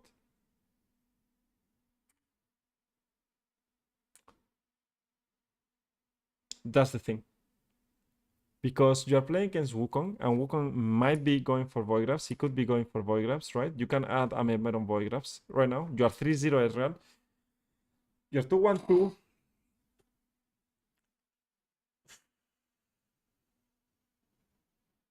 Here is a bit more complicated to play Voigraphs. Because Gragas is going to be on Wolves. Voigraphs are going to spawn. Now, there's two things you have to understand. Ezreal is fed, you are strong, you win 2v2, you can kill them in bot lane. Now, you being top lane secures the Voigraphs, and probably a good fight. Now, there's a risk involved that Ezreal dies, but it's low, right? Varus is not 6, he still has flash, barrier, E. He can farm with Qs, he's strong, he's 3-0, so he should be stronger clearing waves. Now, going bot lane gives the opportunity to the enemy team to fight 3v3 and kill you on Voigraphs, and you don't secure Voigraphs. Now, Voigraphs are extremely OP in your team comp. You have Yasuo, Gwen, they are super broken. So I would go Voigraphs, because in solo queue, in this position, Ezreal is fed, so you can roam. This is what I'm explaining all the time. If your AD carry is ahead, it's not... How the meta works right now is that if your AD carry is hard winning, and I'm going to explain it again and again every stream, if your AD carry is strong, right, he's winning, it gives you freedom. Freedom to move, especially when it's a good AD carry to play alone. Now, the towers are stronger, the minions are weaker, right, under tower, they die faster, everything dies faster, so it's harder to dive. So now that your AD carry is 3-0, it's harder to snowball and kill them if they don't want, right? They could decide to not step up, and then you're not getting anything. So I would roam towards Voigraphs. That's what I do. And why do I say it now? Is because I don't want to watch what happens before I say it, because if not, it's like I have an advantage position. Here I would move as Janna to Voigraphs. I will come here and drop my ping ward here and wait for Gragas and play for this, right? You have the prio from mid lane. It should be free. And maybe I can base and go bot fast and help my Ezreal, right? But the good thing is that you don't show anywhere. You sit on a ping ward here, so they don't know that you are here or you are behind Ezreal, right? Now, Wukong is doing the dragon, or is going to appear dragon. So, okay. I think Gragas taking a lot of time doing Voigraphs. So maybe it's not that bad to be bot lane. I guess it's a hard decision to take. It's a hard decision to take. The good thing is that you should never die in weak side here. Oh, that flash is very bad. But well, at least they are fine. And they are getting Voigraphs. Okay, it looks fine. I would roam. Probably my AD carry will be under tower, and then I will come back bot lane. I think that would be my play. But here you have to respect that you are weak side. You cannot... yeah. Playing this aggressive with Wukong bot is super troll. Because now...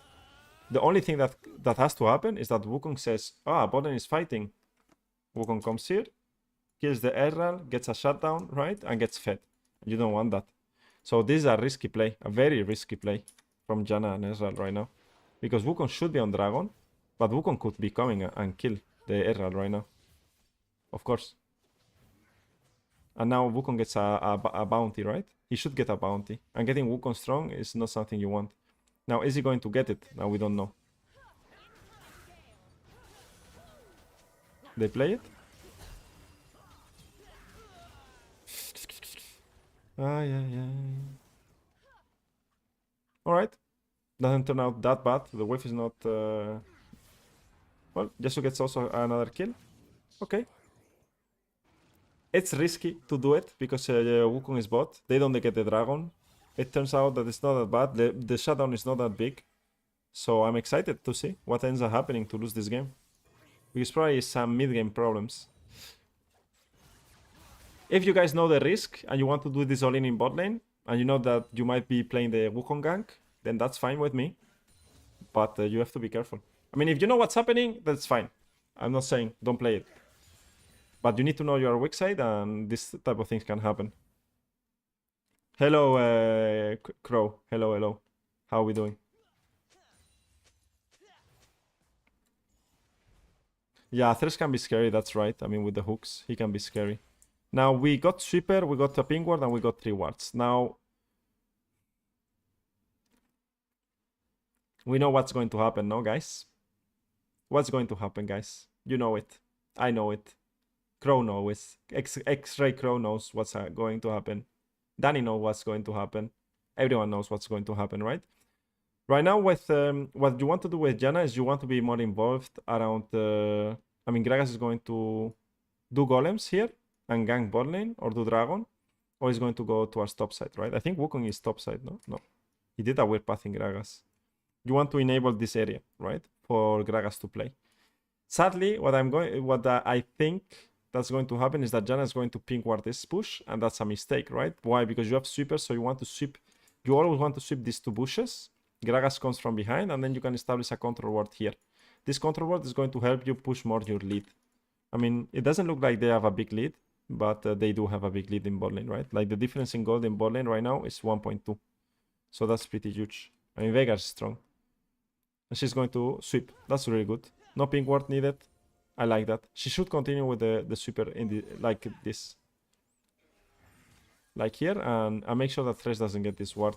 Now, Janna is playing from bot lane, this side. I would like her to play around this side. Why? Because you don't really need bush control anymore, plus she's too in front of Varus. Varus could just ult and chunk her a lot. So she has to be careful with that. Once you are level 6 already plus, you always want to always like be in this situation. Right? You have better access to the river, better access to mid lane, better access to the dragon.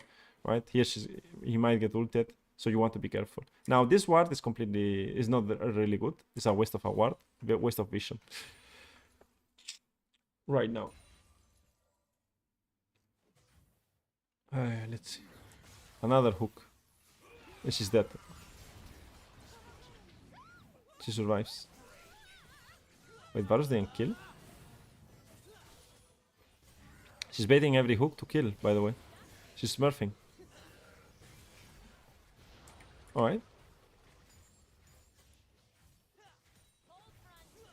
Oh, Gragas is topside, no dragon.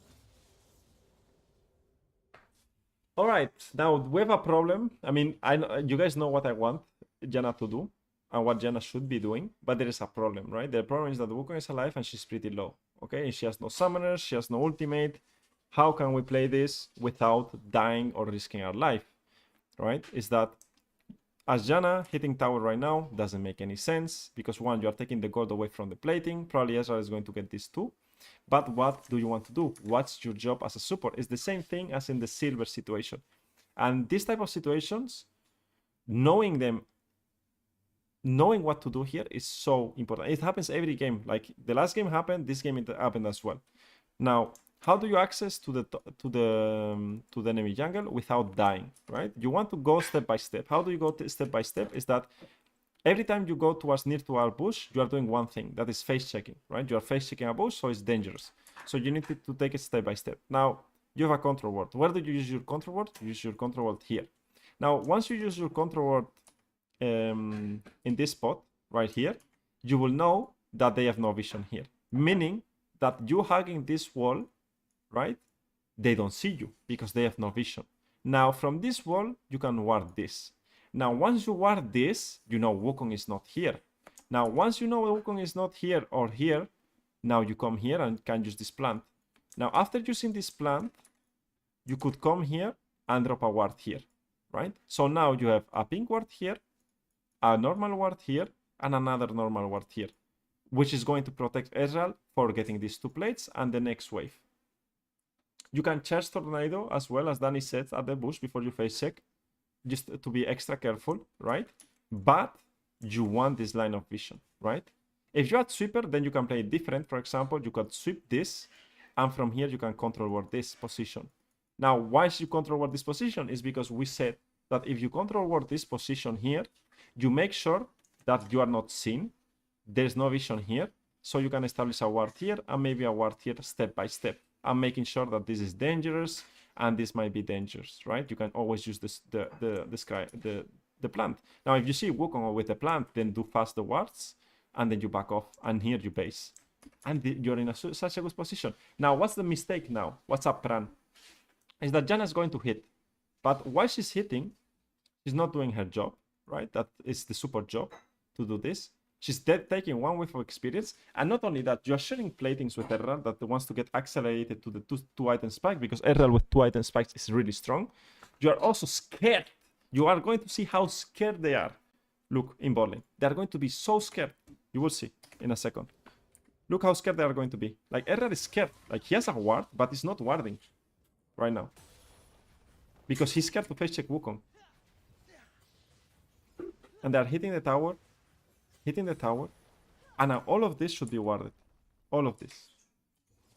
And they are thinking like, oh, is Wukong here? Is Wukong not here? Am I getting ganked? It's too dark, right? They're going for a 3rd plating. They could get 3 platings with maybe even the boy grabs. I don't think it changes anything. Because it's just splitting too much gold. And now let's go back. Now, I think this plating is too greedy. And if they get the base cancelled, it's really bad. Exactly. You want to always base a bit like further away. And now it's not worth it for them to stay. Like, it's not worth it for them. It's not even worth it for Ezreal to get this wave right now. Because Thresh already spawned and Varus is going to spawn, right? So Ezreal should just get 1 plating and get out. Janna should get vision and base. Why? Because when they reset here, they get this wave here. It doesn't matter you get this wave here. Now Ezreal is going to lose this wave right now here. This wave he's going to lose. So you got a wave to lose another wave and give a chance to the enemy to hit your tower. And you don't want that. Can you highlight where the turret range is on both sides for plate sharing? I mean, I think if you are here in the bush, you don't get it. If you are here, you don't get it, right? You need to hit the tower to get it, or be close to it. I don't really know the range of the platings. Should be like close to the tower, right? Like here. But I'm not too sure about that. I would just never hit the tower after level 6. I mean, it depends on the situation. Sometimes I want some gold and there's already vision established, and then I can get some gold extra or accelerate my items. That's also fine, but it doesn't change anything. Like gold from towers, from plates, a bit. You see that Error is losing the entire wave, and Varus is getting 1 plating. Now he's getting killed by Thresh. Really good by Thresh. Really good trap. As an AD carry, you have to expect this. And yeah, he's going to die. He didn't use barrier. If he used barrier, he doesn't die. If he resets better, he will not die as well. So reset problem. Now pause. What do you do as Janna here, guys? This is the question. Your AD carry inted. Now I want to do more of this, like this, because you are in this position and this happens constantly in your games. You're doing well in game. You're 4-1-4. You have mandate. You have 6 stacks of Dark Seal. I'm not happy he has no control ward, but I understand. Here, I will not get a control ward either, because you have like a big power spike, right? How do you play from here? What do you do as Janna? So vision should be your priority, always. No, you get vision, Pran. I mean, if enemy team is hitting your tower, getting the first tower, and you are going to get it, if you hit, then you hit. But I will get vision always first. Tower can wait. You let your AD carry get it anyways. You can't play bot. You're ready to cover Yasuo. Exactly. You want to be useful in the map right now. Bot lane, it's over already. There's nothing to bot lane. They will get 2 more platings. That's it. That's life. Erral is dead for 12 seconds. You want to come around here and give vision to your mid laner. There's no vision around mid lane at all in this elo, right? There's no vision at mid lane. You can, she's going to try to enter. Yeah, but you are dead, no? You could die here. But they will play a random dive. Wow. Or you can mentally control the enemy to do this as well. That's also fine.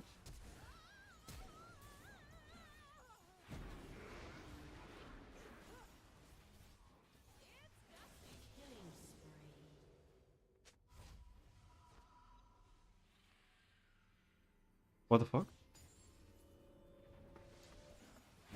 He's the GOAT!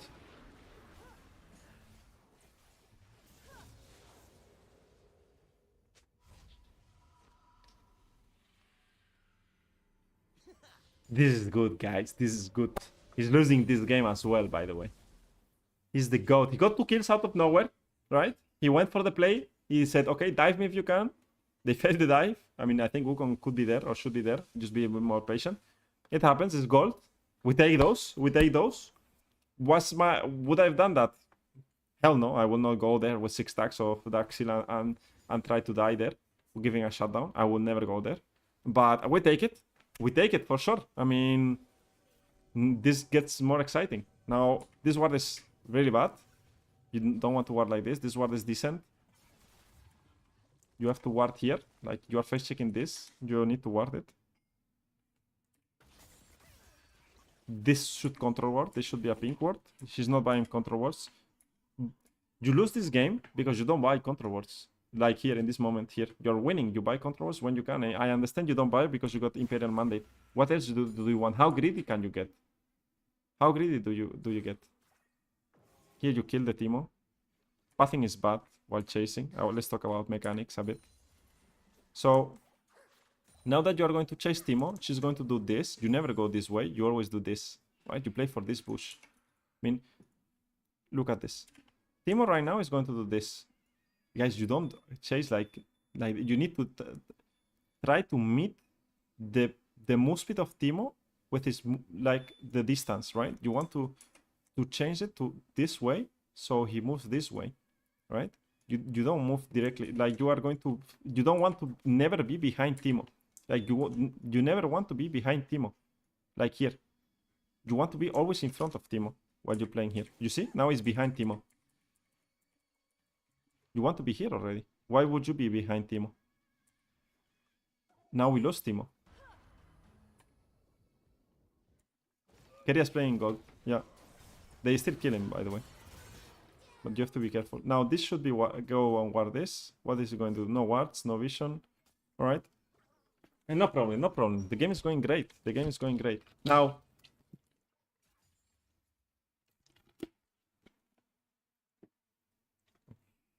pause. Why this ward is bad and why this ward is decent is that we talked about getting this tower, right? And getting objectives. So what's the objective here? Was the void grabs, right? We got 6.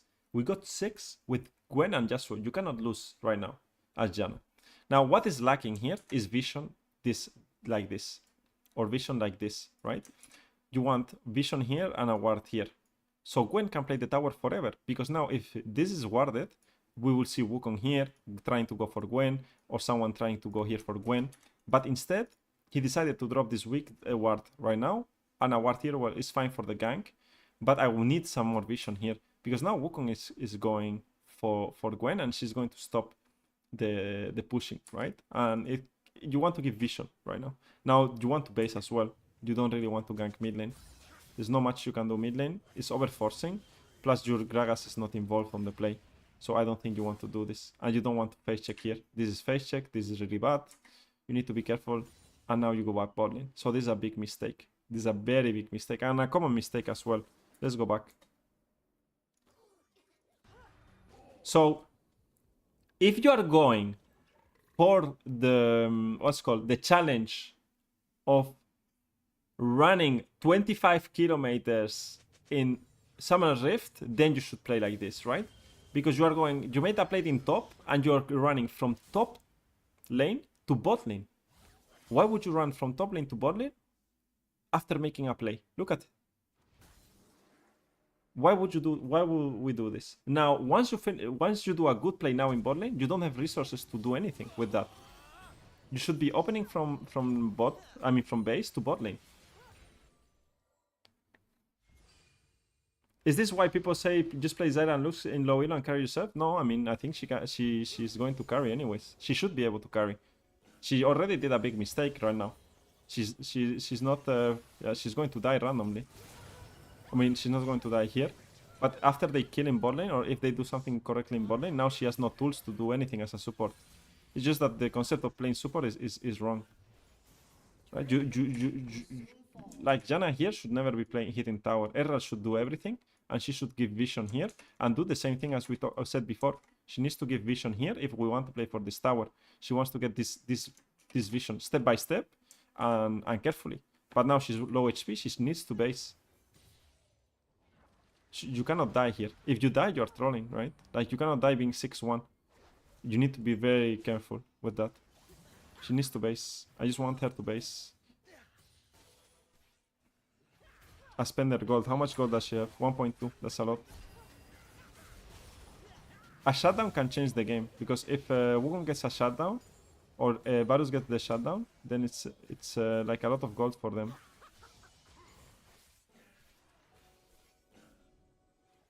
Veigar gets the shutdown here.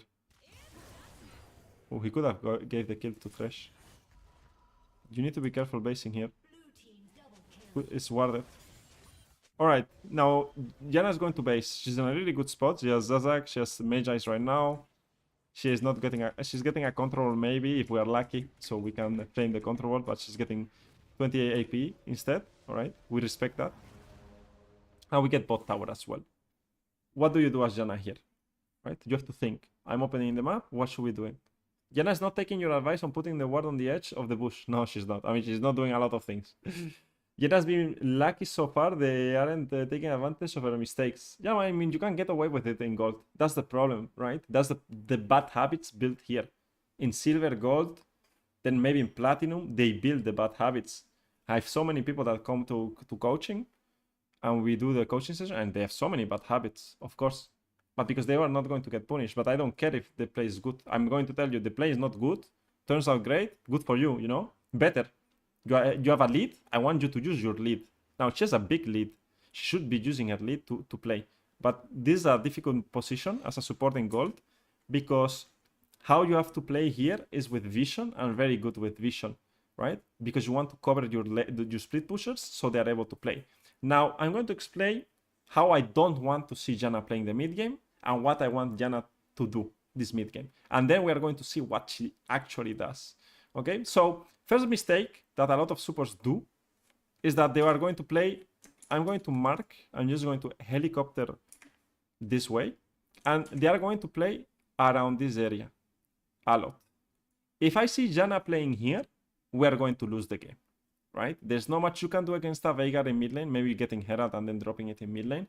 But they're just going to wave clear and trying to play for this tower is going to be painful. Plus, you can get flanked from this side as Wukong, right? Wukong can flank you.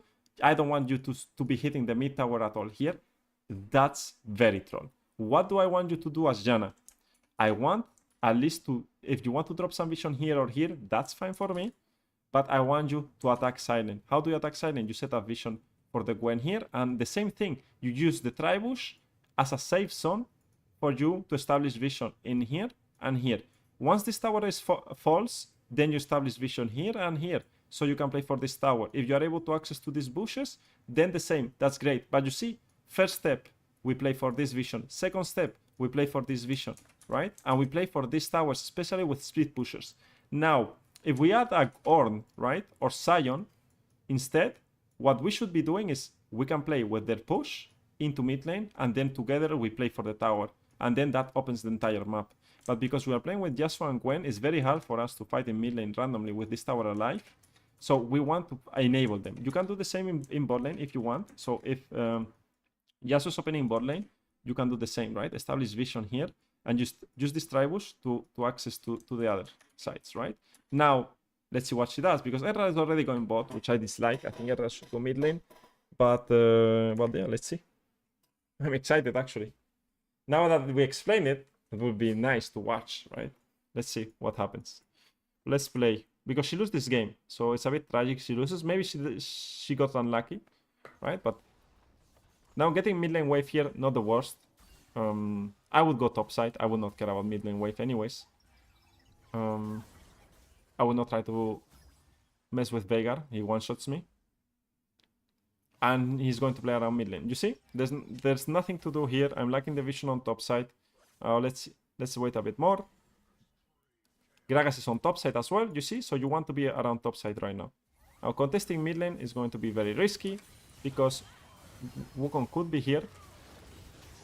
And Wukong being here is not that great. Now they are going to kill Veigar.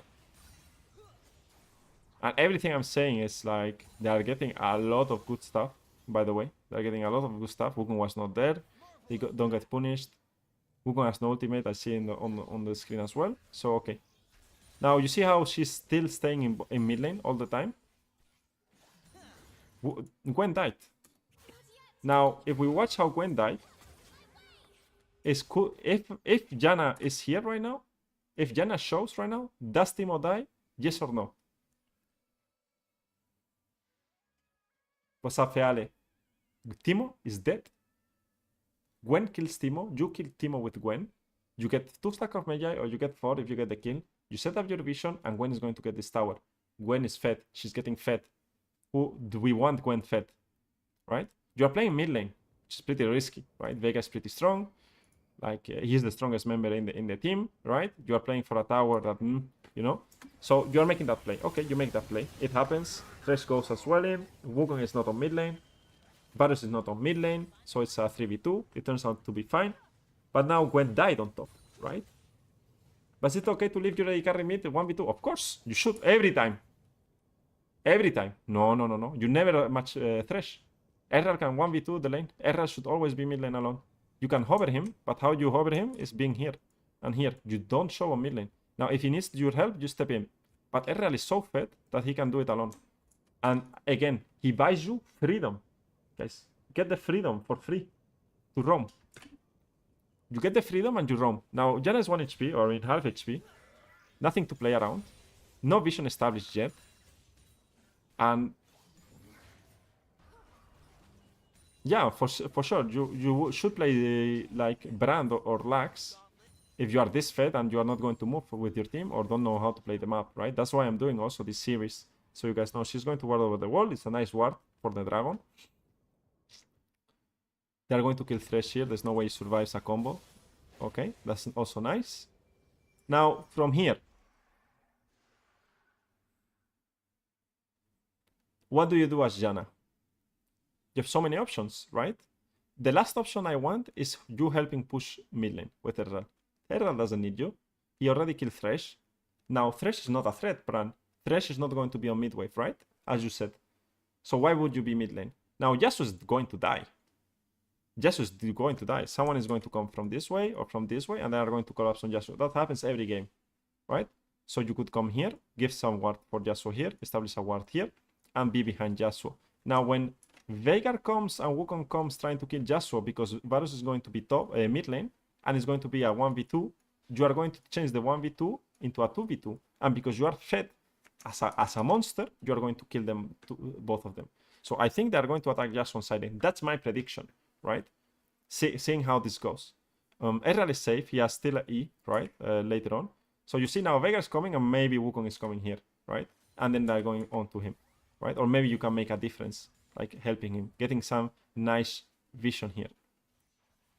You see? What is Janna doing in mid lane? She's not doing anything. And now here is Wukong. Now, Wukong is on side lane. And if it's Janna here, do they kill both of them? Does Yasuo Janna kill Veigar and Wukong? I think so, because your shields are insane right now because of the AP you have, and you can get this vision. Now there's no problem. You will get mid tower, so we take it, right? You still get mid tower. You get something. It's no problem. All right, Yasuo died. Now drop the mid lane ward is obviously needed. You need to drop a ward here, and then you connect with Gragas. Not the worst because you still get something out of it, right? And you are going to fight the Wukong and probably kill the Wukong as well. I think she gets the W back again soon. Alright. Here she should leave the Herald. She doesn't need to die for it. Okay. Not that bad. Can be better, but it's not the worst outcome that can happen, right? They still got something out of it. I will never... I mean, you can never lose in this position, right? You should never be dying in this position with how fed you are. But, well, we get another AP Tome. We don't get control walls. And now she's going topside. So I'm excited to see this. This is way better already. Right? Because she's going to attack Silent, but she does it too fast. And she gets some vision. Now, Errol is alone in mid lane. He should never die alone in mid lane, but he died. Right? So, Eddie carry moment. It happens. He jumped forward and he got punished by it. Alright. It happens from time to time. This game, it's a hard one, eh? It's a hard one. Because Erra should not die, he dies. She should attack side lane, she doesn't attack side lane. Now, Gragas goes to the other side, you go to the other side, right? You see how split Gragas is with compared to the support. Now you go back to us bot lane, and you get vision for Yasuo, and maybe play for this tower, right? If you want to, I do believe. So you could come from behind and kill the Veigar, right? And now Janna is not doing much. So it's all about knowing how to move around the map with Janna, and especially with the move speed that you have. Flash for Varus. I don't think that is that great. And now she dies. Ooh. She survives, eh? She got 1 HP every time, eh? 18 stacks already. 18 stacks. I'm just afraid of tilting my AD carry and then they keep dying. That's my biggest problem. Mm.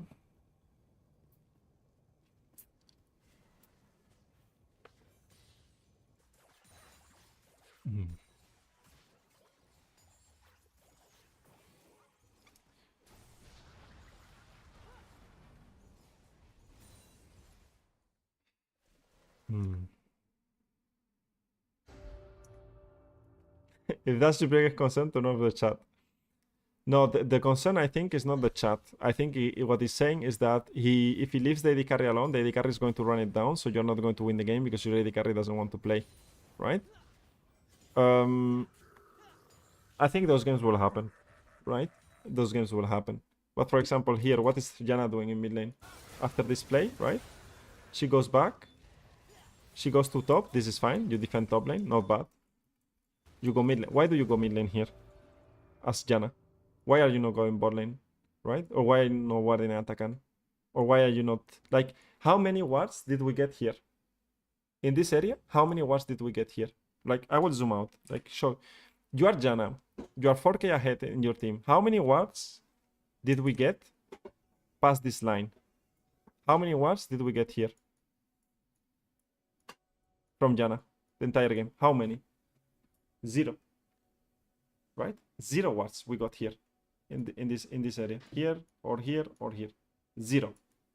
You cannot play support, be winning, and not ward this area as you're winning. Then you're going to lose. Or it's going to be like you're not useful, like with your lead. Right? So that's a problem. The thing is that some games you are getting your AD carry is going to run it down. I mean, some games you are going to roam and you are going to troll.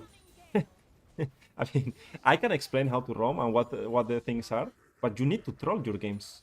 You need to go into a game, roam to void grabs, kill your AD carry, and say, I should not be here. Because I should be bot, because this and that. Right? And then you learn from it. And sometimes you're going to roam, and it's going to be great. And it's going to work. Sometimes you're going to roam, it's going to be good, but your AD carry is going to die when it should not die. That's also going to happen. Right? So... That's League of Legends, right? Oh, the combo was good, but then the ulti of Gragas was really bad. She died here, so let's see why Janna died. Janna died, first of all, because she's not following steps when getting the vision. She's going this way, when in reality she should go this way and do the steps, right? Use this tribush as a safe zone to go for deeper vision, right? Here, she should get a ward right now over the wall, because enemy doesn't see, and then you fight from here. And then you fight here together, and once you win the fight, you move your vision up. But look, she's flanking right now. No, I mean naturally because it's a 2v1, so the AD carry get mad whenever you roam or set up vision. Then the enemy is like, oh, it's 2v1 and spend all their sums to kill your AD carry. Then you get pinged. Well, it is what it is. It is what it is.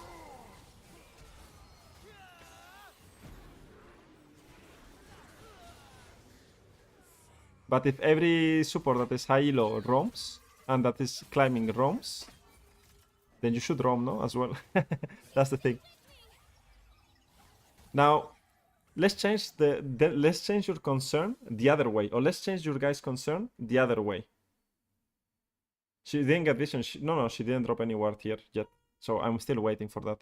Let's drop it, your concern the other way. Let's say you roam and you kill enemy top lane 2 times. And enemy mid lane another time. Yeah, of course, Jenny. I don't know if I pronounced it correctly. It happens every time. No one is warding correctly, right? That's why I'm doing this, because I want you guys to see what's important and what's not important. I don't care that she's 6'2", 11. I mean, it's fine. I'm happy for the Janna player, but that's not going to win you the game, right? So there's so many ways to win the game right now that, yeah, it's a bit sad. So let's turn it the other way. If you roam and kill the enemy top and the enemy mid laner, and the enemy top is saying, what is the enemy top going to say? Support gap. Why is the enemy support on top and you are FK on bot lane? Right? Now you won the game already. But we focus too much on negative aspects, right? Or like if my carry complains, do you think enemy top laner is not going to flame his team once you are top and killing 2 times? The enemy top laner is going to be tilted as well, right? So you are trading, and then you learn to trade. What do I want? My top laner to be ahead? Who do I want to be ahead? That is going to be ahead. Because the power of support is that you are able to choose, right? To choose who is going to win in the game. Now, you guys see again, hand by hand, Erran and Janna. Does Erran need Janna here? No. Janna should be here right now. If Janna's here, she can win the game. Gragas could be here as well. She buys time for Yasuo, and you play together with Yasuo.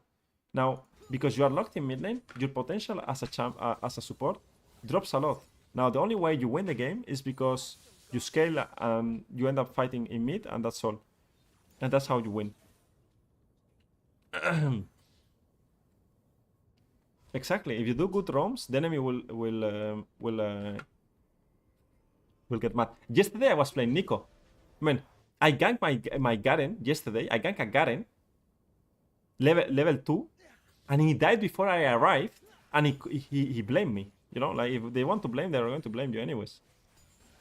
Imagine I'm ganking a lane and he dies before I come and says, it's your fault, I died. Hello?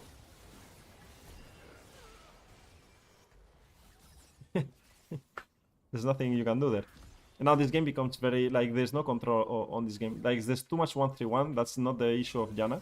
She cannot do much about that. But there's a lot of, like, she can be more active in silence and pick a side laner to play with. Or Gwen or Yasuo, I would choose. And from there, you play around that. Too much in mid lane. I don't know the chat or what happened in the chat. Also, 0 control wards. Very... it's a pity because he's playing really well. Mechanically, he's good player. He knows how to play the champion. He's not scared to walk up. So, he's not scared to trade. But he doesn't buy control wards enough. Here, the fight in silent is good. He doesn't know how to drop deep vision. So, that's a problem. Right? Now... here he has a ward, he could drop a ward right now on the enemy jungle, but he doesn't, right? He keeps sieging, which, alright, they get the T2. Now, this is the first ward in the game at 25 minutes 30 seconds that is deep in enemy vision, in enemy jungle. Now, they reset and they play for what? See, goes with Erran. I don't know what she's doing. Goes mid lane. Drops one ward on Nashor. Okay, they got the dragon. Yasuo is trolling. He should not be here. Yasuo should move and fight with the team instead of silent all the time. Now they should go silent here. And this is a hard game right now because this moment in the game is a bit complicated for everyone in lobby to play correctly, right? Because now they could do Nashor. I mean, they should be playing for Nashor here. But I don't know if they are going to play for Nashor or know how to play for Nashor. There's 2 players here, 2 players here, waiting for Yasuo to respawn. No control ward, so you will never advance the game because no one buys a control ward.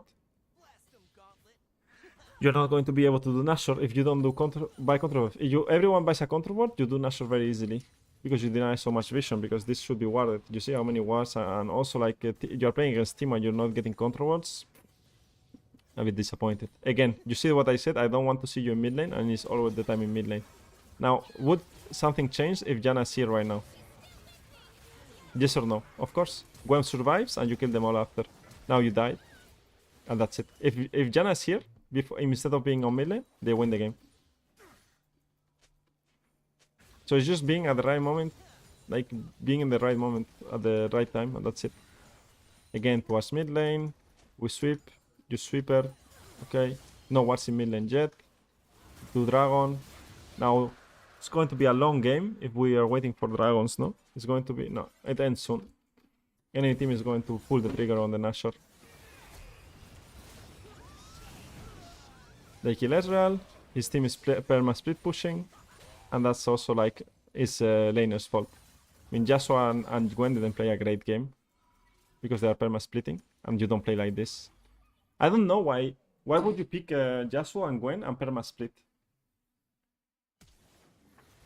I don't understand. Now they die. A good trash hook.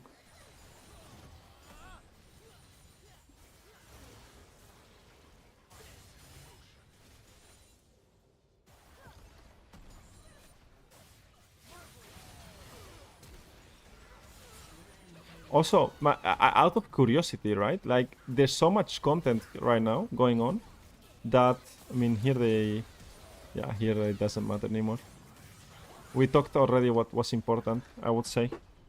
There's so much content going on. There's, for example, Kadral is streaming the scrims as well. There's so much high elo. You see mid laners, top laners, right?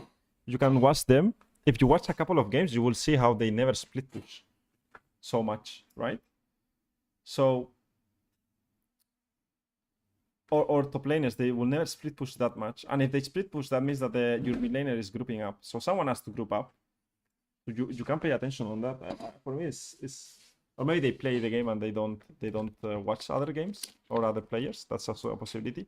But it happens too often, right? So I don't know why.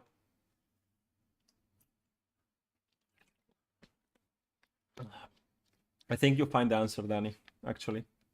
A couple years ago, it was very common advice to perma-split. I play with friends who plays Garen and still perma-splitting. I think you're right. It isn't working as well as it used to. No, it doesn't work anymore. It doesn't work anymore. You don't perma-split. It doesn't work. You cannot... the two solo laners cannot split push. You cannot play 1-3-1 anymore. It's done so much in low MMR games. Every top laner and mid lane that I coach that starts playing good in mid game go from gold to diamond in 1 month. And if they are diamond, they get to master a bit closer. But it's just group. Like this is today I had a great session because before the stream is that we saw an Nashor and I will show you. No, I will not show you. I will show you. So let me do this. So tell me the logic, right? We had a classroom about Nashor. Okay, tell me the logic behind. Tell me the logic behind this. You are a team, right? Let's say you're red side. You won a team fight. You kill everyone. Right? You kill everyone. Why you kill everyone? Because you were grouped and you killed them. Right? You kill them on a team fight. You kill them. Now you go Nashor and you do Nashor. Now you also got these towers, right? And you just won because you are stronger together. Now, why in solo queue, always when you get Nashor, you split? Always when you get Nashor, you split. If you just came out from a fight where you kill them all together, remember that word, together, you exit the base, one goes top, One goes here, one goes there. And now it looks like this. 1, 3, 1. Why? If you just won fighting together, why don't you look for opportunities in the game all the time to be together? It's so simple, right? Even if your team comp is not the best team comp 5v5, right? If you are ahead, you should group up and look for fights together to kill them together, right? It just makes common sense. Because at this moment, and 25 minutes plus 30 minutes, one member makes a lot of difference. So if it's a 5v4, it's already a lot of difference, right? A lot of gold difference for the other team, right? So you need to be very careful. That's my question. All right, what do I want to do? I think we go for Diamond and Challenger player, guys, or Diamond Master Challenger reviews. I think that's way better. I think Silver and Gold, Platinum and Emerald, I don't think we are going to see much. So I think I want to go for sure for the Diamond player now. I want to go for a Diamond Janna. We tend to overcomplify. Yeah, it's too complex, no? It's more simple. Yeah, exactly, Twidos. No, it happens in Mastery. In my games, it happens every day. I get Nashor, I'm scared. It's not a winning position anymore. It depends on the game. You have to be lucky. I mean, Mastery, it happens every now and then, but it's not that, like, don't feel bad because you fail a Nashor. It's very common to fail Nashors. Like I said every time when I'm streaming the Unranked to Master, you guys see it every Friday and Saturday. You see, when I get Nashor, it's not won, the game. It's not won. I think before it was stronger because it gave you better stats or something, but it's harder to play now the Nash. I feel like it's not that easy to win anymore with Nash. Let's go for a D3 Janna. Yeah, it doesn't equal to instant win, I agree. You have to play a bit together with the team and they split too much. Again, maybe because the minions get buffed, right? Once they change the minion buff, like this guy plays a lot of Janna. Maybe because the minions get buffed, everyone is split pushing. Everyone wants to get to every lane, right? This was 1 week ago already. And that's a mistake. He plays Rakan. Does he play Electro Rakan? That's the question, guys. Does he play Electro Rakan? Does he know the tech? No Electro Rakan. No Electro Rakan, guys.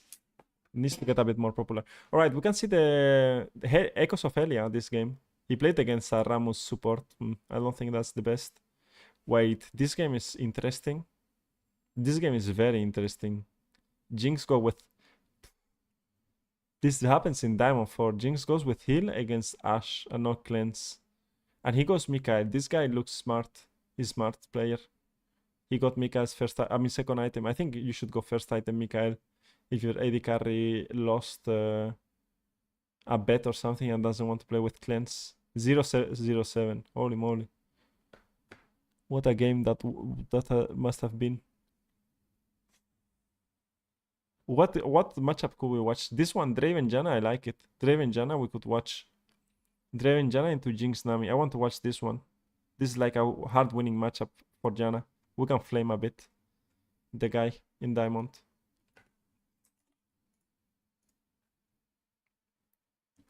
I'm going to like to see this game where you always have a roaming champ with an AD carry that need babysit. Well, this one actually, this actually, like, you cannot roam that much, no, with Draven. Oh, I was talking about the Jinx when I wrote that. The Jinx game. Which one is the Jinx game? This one. Wow. Yeah, this one you cannot... I mean, this one is more complicated. But the problem with this game is that I have is that the Jinx is going heal. Why is Jinx going heal? I mean, I want to flame... Like, he went 113. This guy is bot account or doesn't play AD carry. You see? He's not AD carry player. So he's just trolling. Which happens, right? In Diamond as well. You guys see? 113. And they lost the game. They could have won this game. Everyone was doing fine in the game. It's a bit sad, no? Hey, PK, are these reviews random people or did you person request a review? These are random people. If you want to request a review every Thursday or every Thursday, this next Thursday, we do it as well. Exclamation event. I don't know if the Nightbot is working. I think there it is. What's up, Guillermo?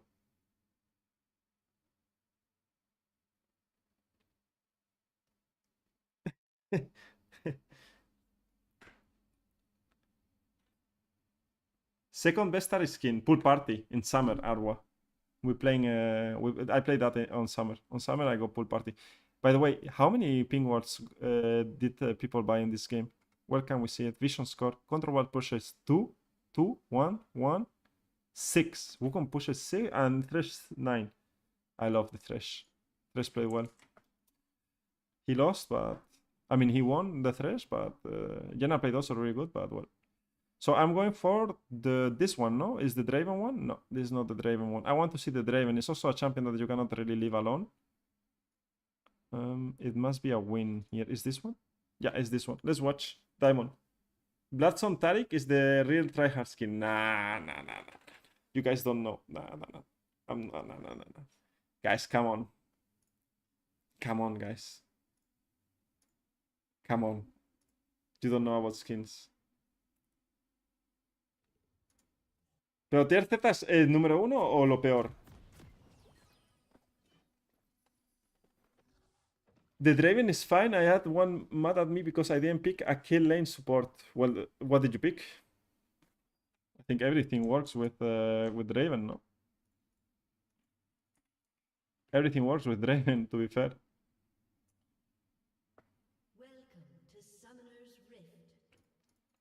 Pásamela por Discord. Es gracioso. I can't remember now if it was Lulu or Janna. Lulu or Janna? I mean, Janna and Lulu work really good with Draven anyways, right? I mean, maybe it's not the best.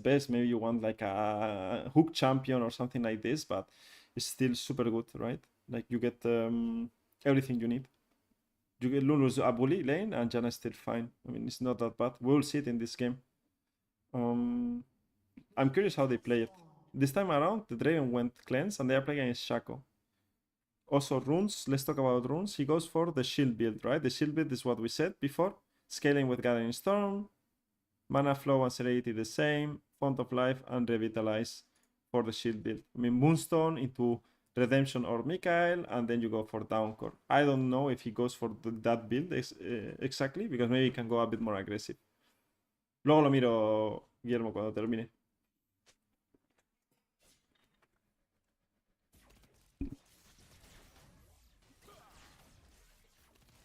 Janna good for first picking if nobody wants to trade? It's fine. It's fine because you can roam, right? You can always roam. You can always roam. So I don't think it's that bad. You can always escape matchups. So looking for mana flows, that's what Janna should be looking here mostly. Like you see this like these things are small things that even in Diamond, like people are missing. Like here, what's the difference between hitting the W 1 second later than hitting it there, right? Like you can just get the mana flow for free and you get another stack. Now you have to wait for again another W and you spend 2 Ws to get 1 mana flow. It's just bad, right? I mean, they're not going to win the Prio. It's Jinx, right? So Jinx is pretty strong to get Prio because she just one-shots the wave. So yeah. Now they warded around this area as well. Something happened in the jungle. I don't know what Nocturne did. I think he did Raptors into topside. He tried to invade Shaco. That's or I didn't pay attention what happened. But that's pretty brave from him. Maybe he thought that Shaco will start red. I mean, this lane is a bit meh, right? It's not like too exciting to see.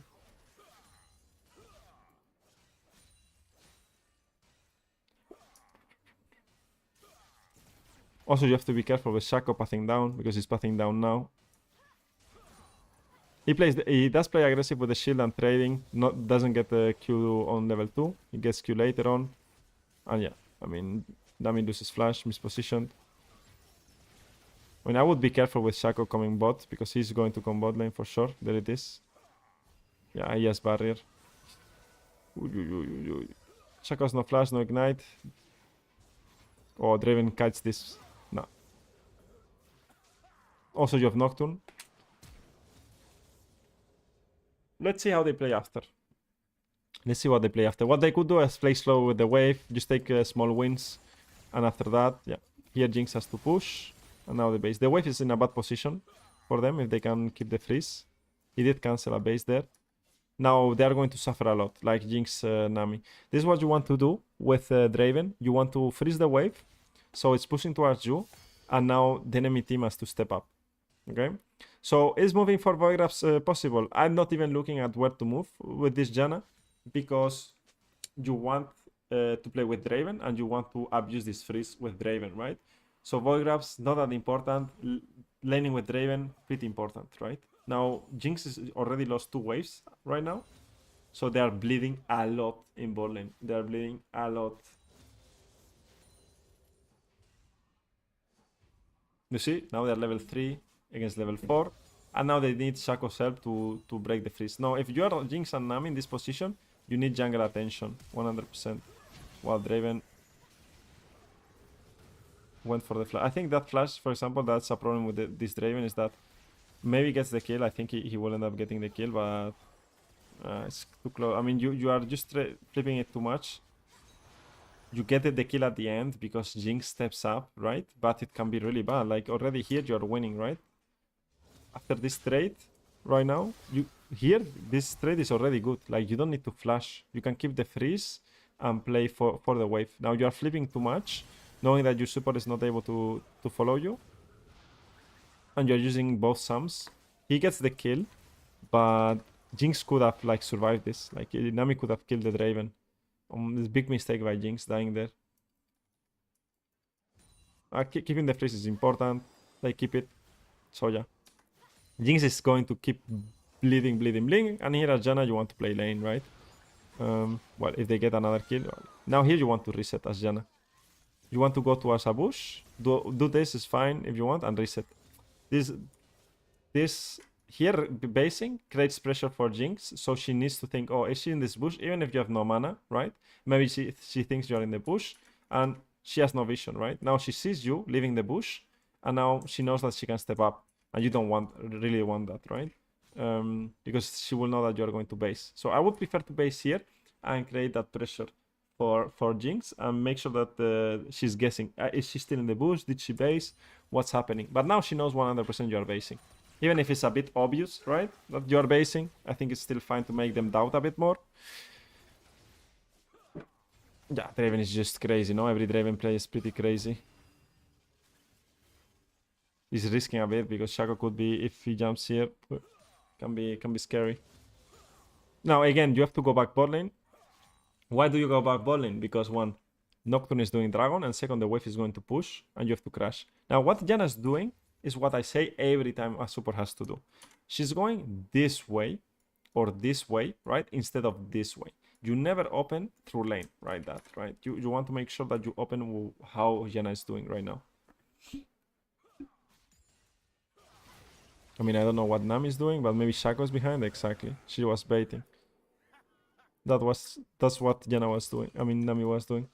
Good bait. Now she has the warding item. She's holding the ping ward here. She's not dropping the ping ward there, which can be fine. I mean, now maybe she drops it to get more control, but she's just waiting to drop it, so she has more till she has more control. So I agree that ping ward is pretty good to not drop it, to hold it, and now she can drop the ping ward here if she wants to. Oof, she's 1 HP. She's dead, eh? No. If I'm Janna, I'm dropping the ping ward right now here as fast as possible. Is she going to do this? This ping ward will be MVP, by the way. If you do this ping ward, wow, beautiful. She's not doing it. She's going back bot. Alright, it happens. Shaco got the dragon. Now you get out. I don't know if she survives. Yeah, she survives. Nice. She bases. Full. No. She gets one wave here. This is nice. You cannot really freeze it, but you get the wave of experience, and you get closer to level 6. Now here you could open to another side, but most likely what you want to do is you just want to make sure that Draven can keep playing. You have a lot of good tools. You also got Kindle Gem, which is great against a Shaco gank. I don't think you need it really in this matchup, right? Against Nami Jinx, they don't deal so much damage for you to be scared of that. You need HP. This is low diamond. Yeah, this is around low diamond, I believe. Ping ward here? Oh, a pity. I was hoping for the ping ward to be placed there. But you guys see the difference already. Why is not? Why are you baiting me? Why are you not dropping division? What happened? She deceived. No, she deceived. She deceived, no? She deceived. Oh, what happened here? Wait, what happened here? What happened? Yeah, it's not disable, no? It's low diamond. Wait, I'm confused. Wait, what? What did Janna do? Why is there no wards here? Why are you in lane? So many questions, no answers. Alright. How Janna should have been playing. Ping ward here, ward here, ward here, or ward here, right? You can drop this ward. With ping ward here, you have access. We talked about this 100 times. If she does it, great. If she doesn't do it, she can improve. Why a ping ward there is way better than a ping ward in these places.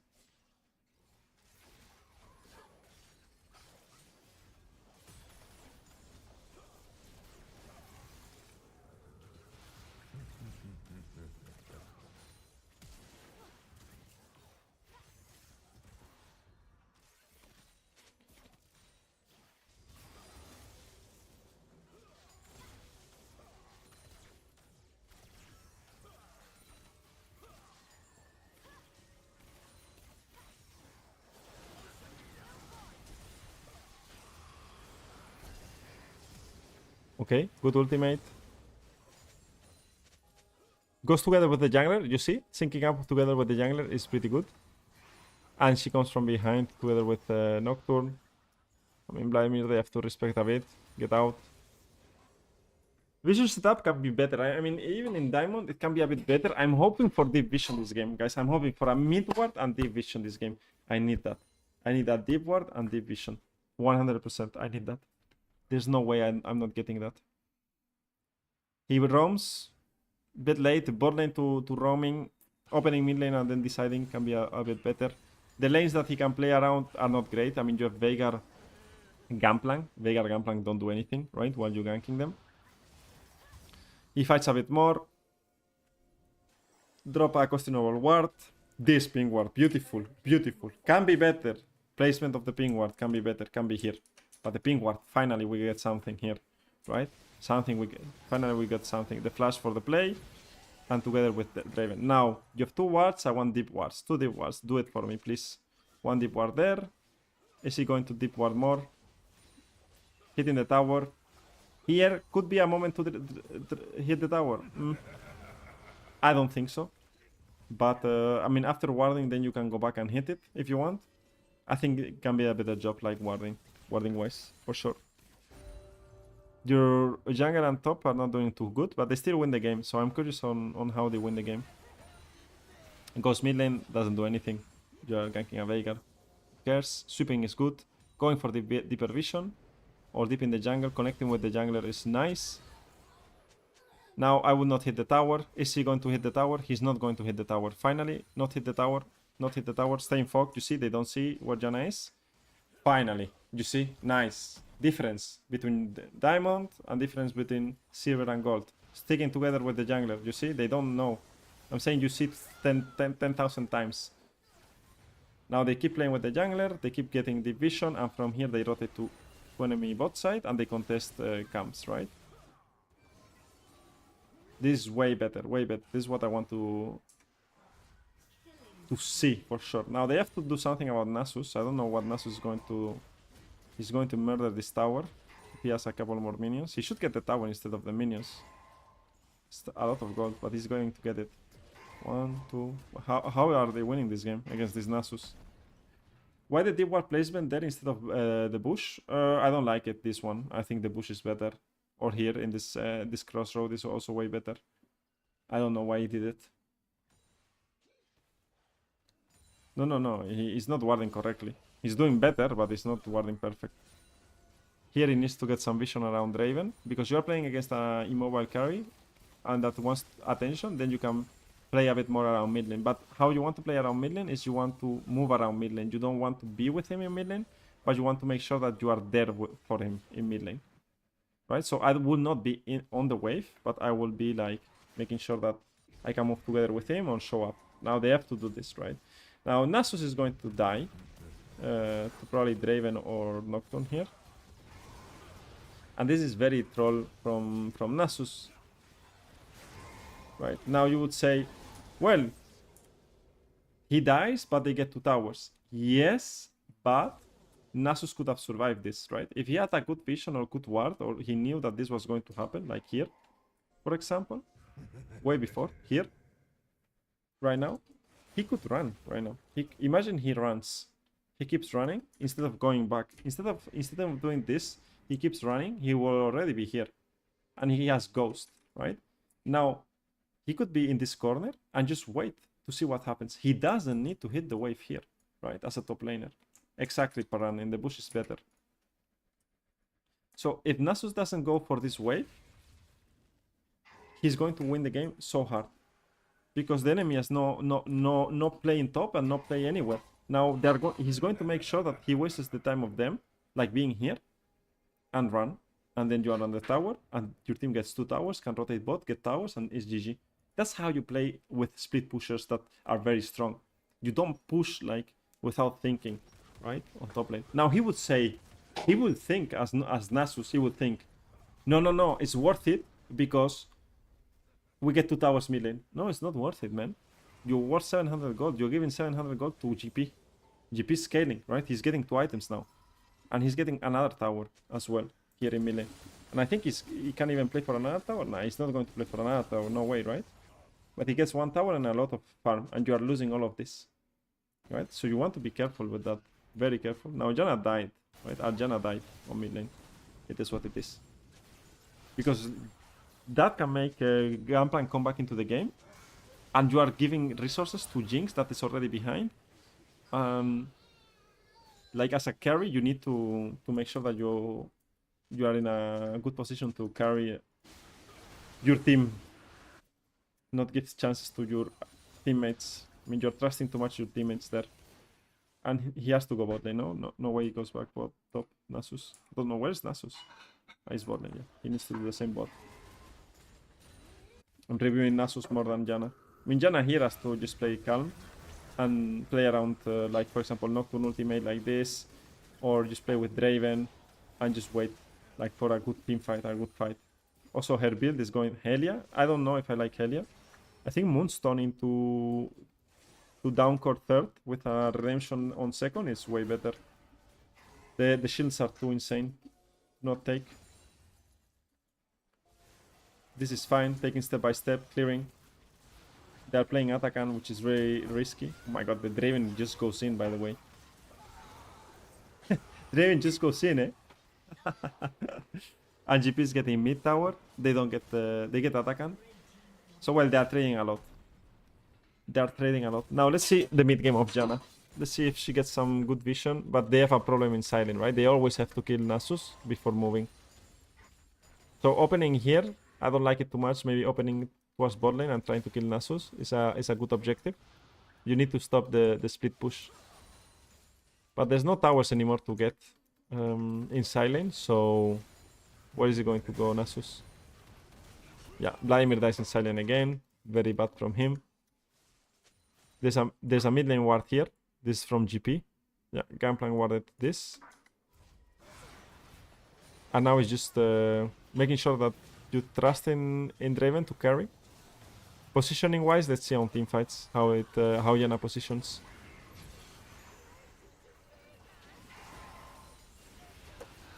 Now I think this is really bad from blue side team because GP is split pushing and they are trying to make a play here, but they are unable to get this tower without Nashor. Right? So the Vega is just going to hold the mid tower for a long time. And you are just giving GP free scaling.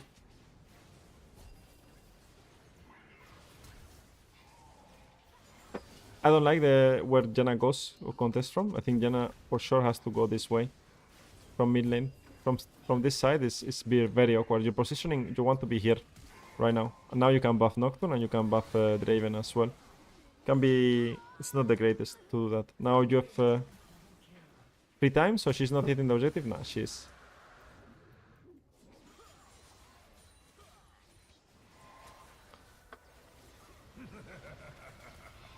Yeah. Yeah. Not respecting the Vladimir move. Random vision, right? You see that there's random wards everywhere. There's no one doesn't know what to mostly do. Just go around playing around Draven and that's it. I think that's the air plan. And this game will end just like mid lane fight or a random Nashor. He went QSS, Nasus? Does she ward mid lane or no, Janna? Disappointed. Very bad. Oh, I'm liking the mid lane wars, guys, so much. We have to make a better effort. Like, Diamond Janna is not warding mid lane this duo. Like, the other players would ward mid lane. The other champions. I remember. She died with a on a Shaco box. That's not... Right, group up, guys. 2 lanes. We already explained how to play Nashor. We group up to play Nashor. Let's go. Nocturne farming, but he can get there with the ultimate. The position of Janna is fine, right? She can use W. She has access to the carries with the shield, with the ultimate if needed. She will ult under tower, most likely here, to heal everyone up, like a redemption. I think she's going to ult here. Yeah, exactly. Good ultimate. She's tanking the tower for no reason. And from here, maybe they can end the game. How many are dead? 2 people are dead. Yeah.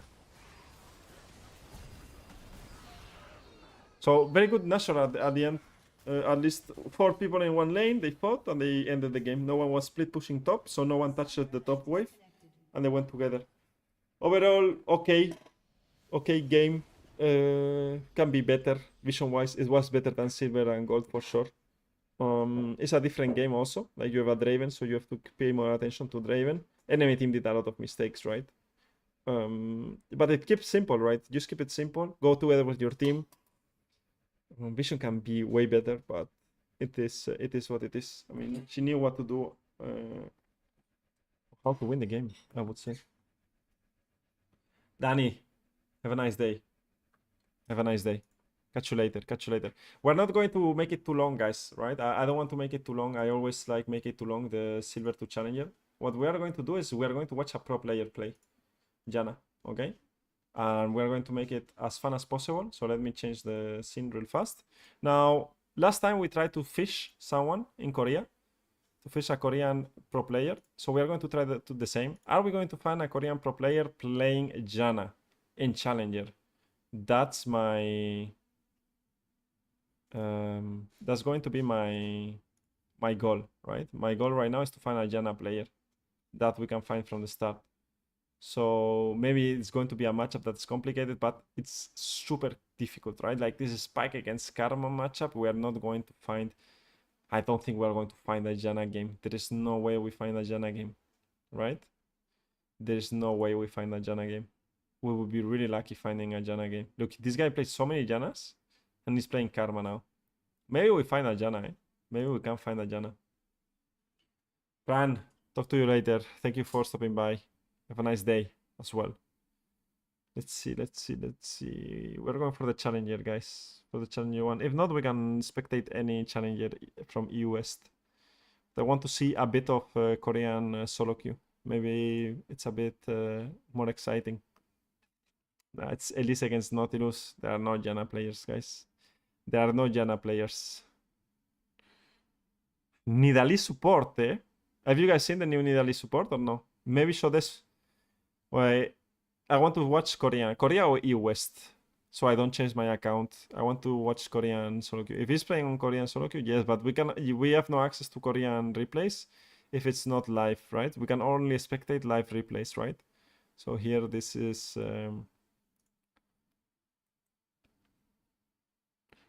you see, they're playing Nico as well. A lot of Nico. A lot of Naafiri jungle, eh, guys. Have you played against Naafiri jungle? Who has played against Naafiri jungle? Have you guys played Naafiri or played against? What a champion, eh? What a rework. What a rework was that? I don't know who had that idea in mind, but it was a Naafiri OTP for sure, eh? It was a Naafiri OTP. It makes 0 sense, eh, Yami? It makes 0 sense, not Naafiri. The W. Alright, there's no Janna players, guys. We're not going to look at it more. We're just going to look at a challenger from EU West that plays Janna, and that's it. E-West. I think someone has to play Janna here 100%. I don't know if it top late champions, but we can watch. I prefer to watch a support player. We can also do it like this, just stats and look for champions. Ranking. Nafiri looks broken. No, it looks completely broken. That champion, it makes super broken. I played Nafiri. You know, I played Nafiri. Look at this. I will show you something. Where is it?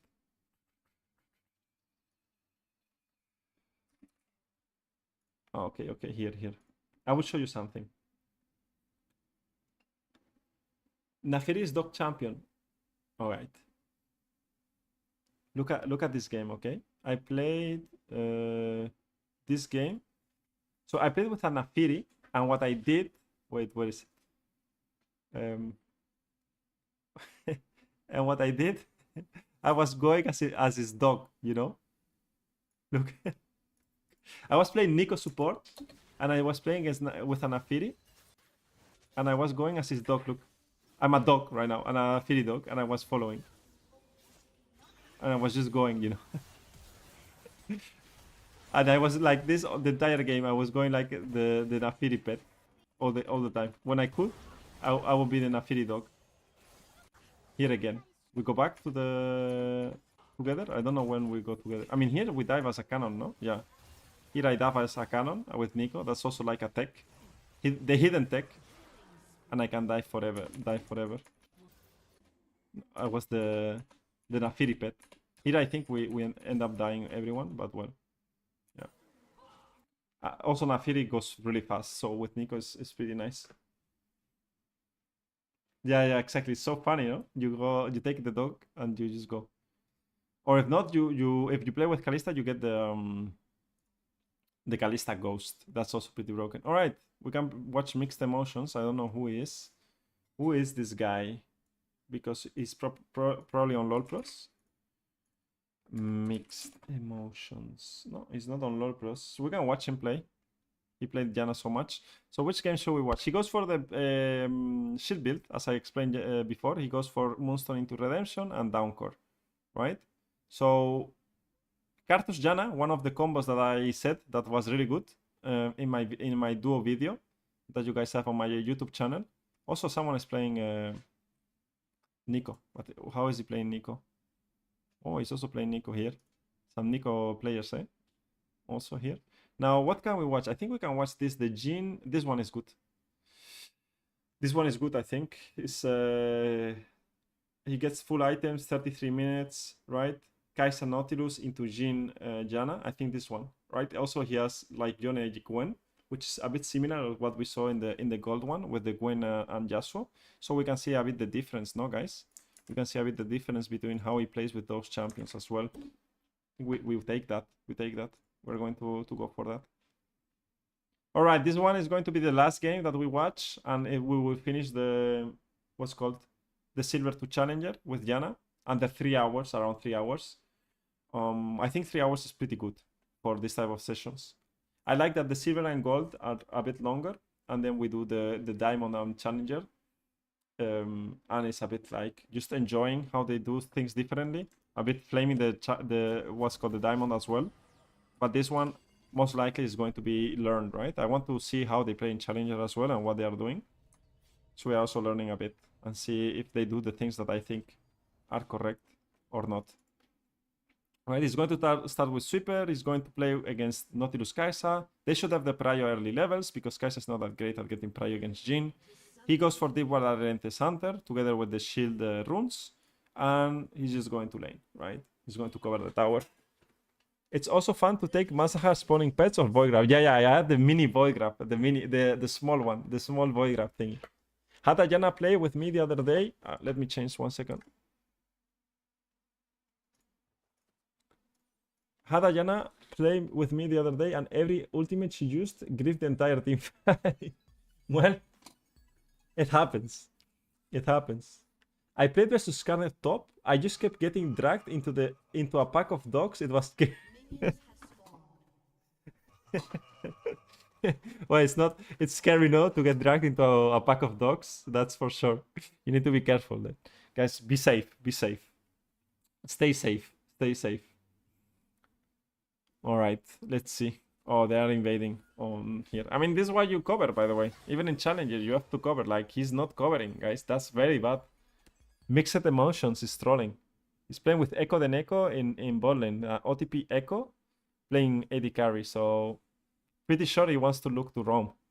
I will look to roam here in this game if I get this guy in AD carry. I don't know if he's able to pull it off in AD carry. Let's see.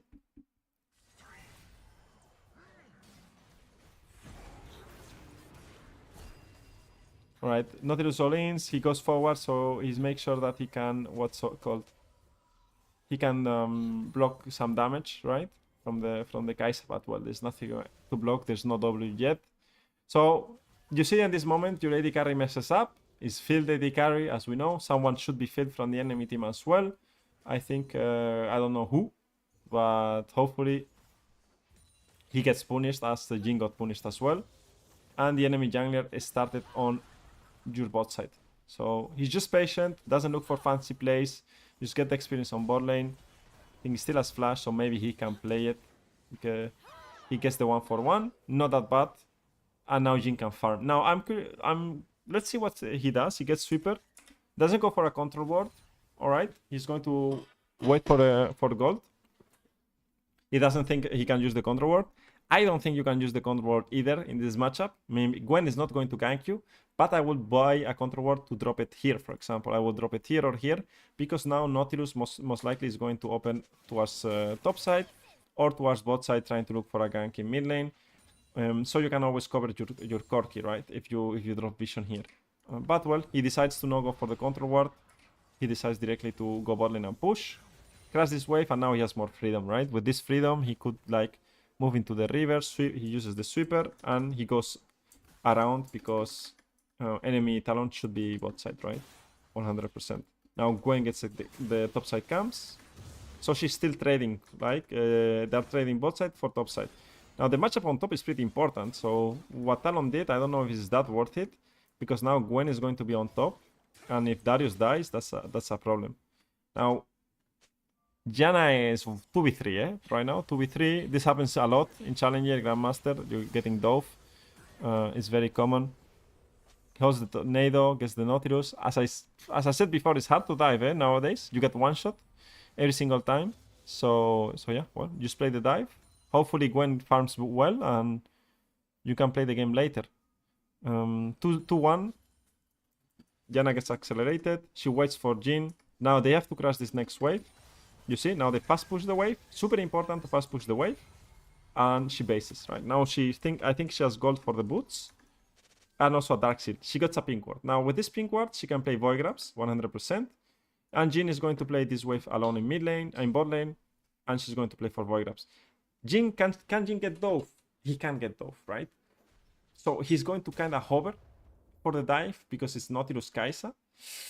I would have gone for void grabs maybe earlier, by the way. But I think I would have gone for void grabs and not gone for bot lane here. I think he's too nice, trying to help the Jhin out. And now Nautilus is already moving up, or basing and moving to void grabs. So he's hovering one wave and then moving. I will not have hovered this wave. So, and I will not ward here. I would hold my pink ward for later. For Gwen. Now he has to play the mid lane wave first, help to get the cannon, for example. Also, he gets experience from this wave, so he's closer to level 6. Now, I would have liked Janna to be here already, but they still have the control because Ahri is locked, right? So I want to show you, and this is something we are going to talk on Thursday a bit more, Thursday night on the classroom, is how to play void grabs. Is you want to make sure that you crash this wave. Now Ahri is going to be pinned, right? Pinned. She's going to be locked as well. We call it locked. We can call it locked as well. On the mid lane. If you pay attention on Ahri right now on mid, she has to collect all of this wave. So that means that Corki, Janna, and Gwen can play the void grabs, and only Talon and Nautilus are here, right? So blue side team has a number advantage till Ahri moves after getting the wave, right? Now Ahri is going to move. It's already too late because they are going 2v4. Now, what should the red side team do as Talon and Nautilus? You have different options here. Nautilus could go mid wave and Ahri mid wave and push together. And Talon could say, you know what, we give the void grabs, and I'm going to invade the enemy bot side. So you will go for this invade and this invade into a beautiful bot lane dive and kill Jhin and get 2 more platings together with getting golems as well. But instead, they are playing the void grabs. Yone is deciding, okay, I'm dropping my top lane wave to be in the action. Because I know that if I go for top lane wave right now, Darius is going to have the move, and my team is going to be in a situation where it's going to be a 4 versus 3. And I don't want the 4 versus 3 to happen, okay? So he's saying, I'm skipping this wave, so for the benefit of my team. What's up, Scooter Viking Lord? Hello. You get the cannon armor if you convert as Nico under tower? Yes, you can take 8 tower shots with Nico full HP with the cannon. That's right. You get only 60 damage, I believe. Or you can even take more, I'm not too sure. But you take no damage. So, let's see the fight. Now, Talon has to ult early. They are together. It's true that it's going to be a 4v4, but you already have control of the area. Is it going to be scary? Maybe, because Darius is pretty strong in these situations, but Jon is still going to be able to get a kill, right? You see the positioning of Janna all the time. Behind the carries, they end up getting 1 kill. She heals the Yone, and after this, if they kill the Darius without the Darius killing, this is tragic, right? You see how tragic this ends up being? It was close. It's still a bit of mechanical, you know? Like, it's mechanical. You need to be good at the game, like, to play these fights. But let's pay attention to where Janna is, right? We already talked about the explanation of how to do the void grabs, on how you have to do them. Like, here, she's behind the carries. She makes sure that she doesn't get pulled or anything. She drops a W. She kites back. Now she has a Q. She throws the Q in the middle of the fight. Why this Q here is because this Q is going to pit Corki, right, in melee, and also it's like a very high chance that it's going to hit someone. Now, if he hits the Q like this, the chance of Darius being here in the next couple of seconds is pretty high, right? So he's just holding, and now once he sees that Darius is going to be close on that moment, he's going to use the Q, because you can activate it. But you see that he's holding a lot of abilities and just waiting, right? He tanks the charm, I think. Does he tank the charm or get charm? But good, very good positioning by the Janna. Very good positioning. Not, I think he goes for the tank of the charm. No, he gets charm. No, he's tanking the charm. You see? He's going to tank the charm. So if he doesn't tank this charm right now, this is something I need to get better at while playing solo queue, is that he tanks this charm so Yone doesn't die. If Ahri hits this charm, I think she still gets a reset of her ultimate, reposition, and maybe this can look scary, right? So pretty clutch. Also important to stop the abilities and defend them. And now she gets the kills for stacks, and Jhin, who's going to die in bot lane maybe. Or just Kai'Sa gets dove, right? 1 for 1. Kai'Sa felt the pressure of diving because they were losing on top side. So yeah, now Janna is helping Gwen. It's not that bad. She could already reset and yeah, just reopen them up, right? Good job. Was good. That's how you do void grabs, guys. That's all you have to pay attention. Now, there's a lot of factors going in, like top lane playing well, like playing the midway first, right? Enemy doing mistakes, but it is what it is. It was beautiful. It was very nice. It was very, very nice.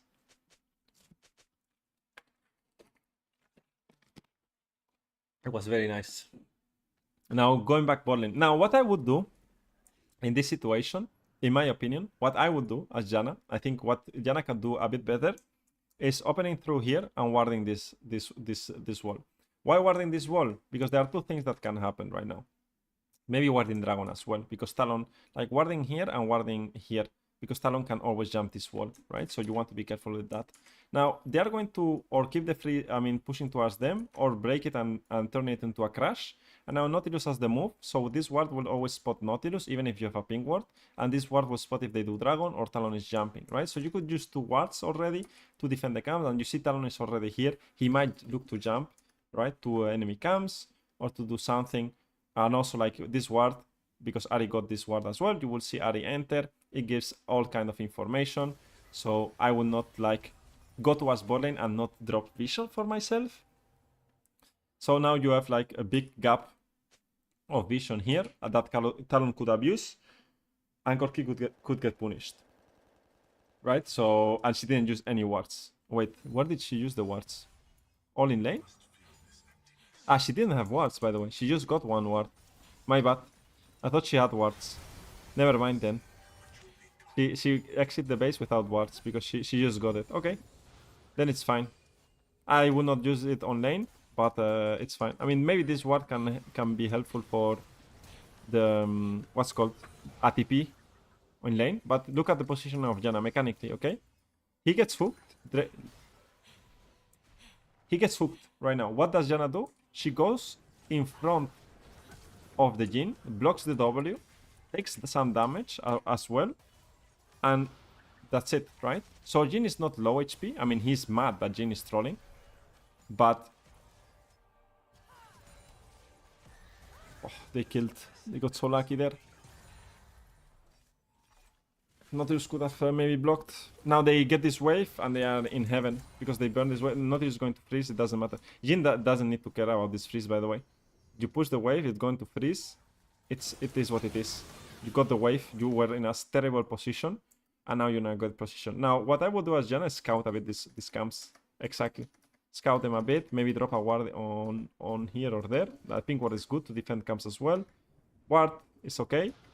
Now she checks with the nado. You see how she checks with the Q? And she has good vision. Really good vision. So Gwen can farm safely. And you see where she is? She's not showing on mid lane. Now she shows on mid lane.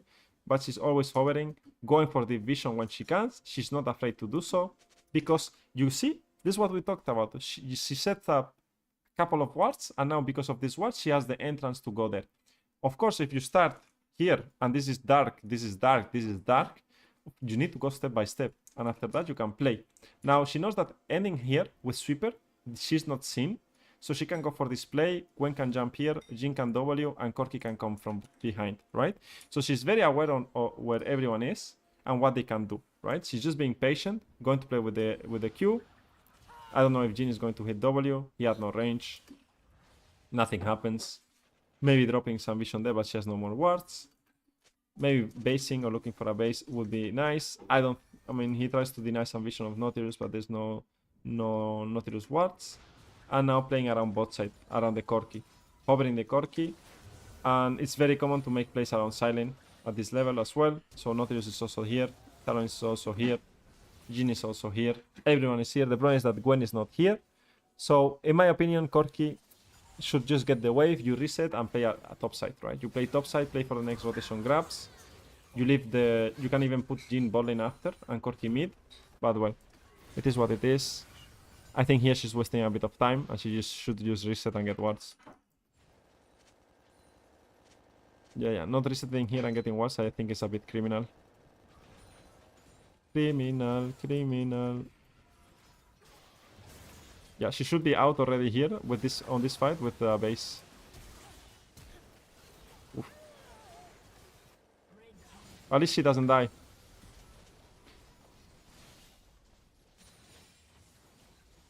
Right, she's close to Moonstone.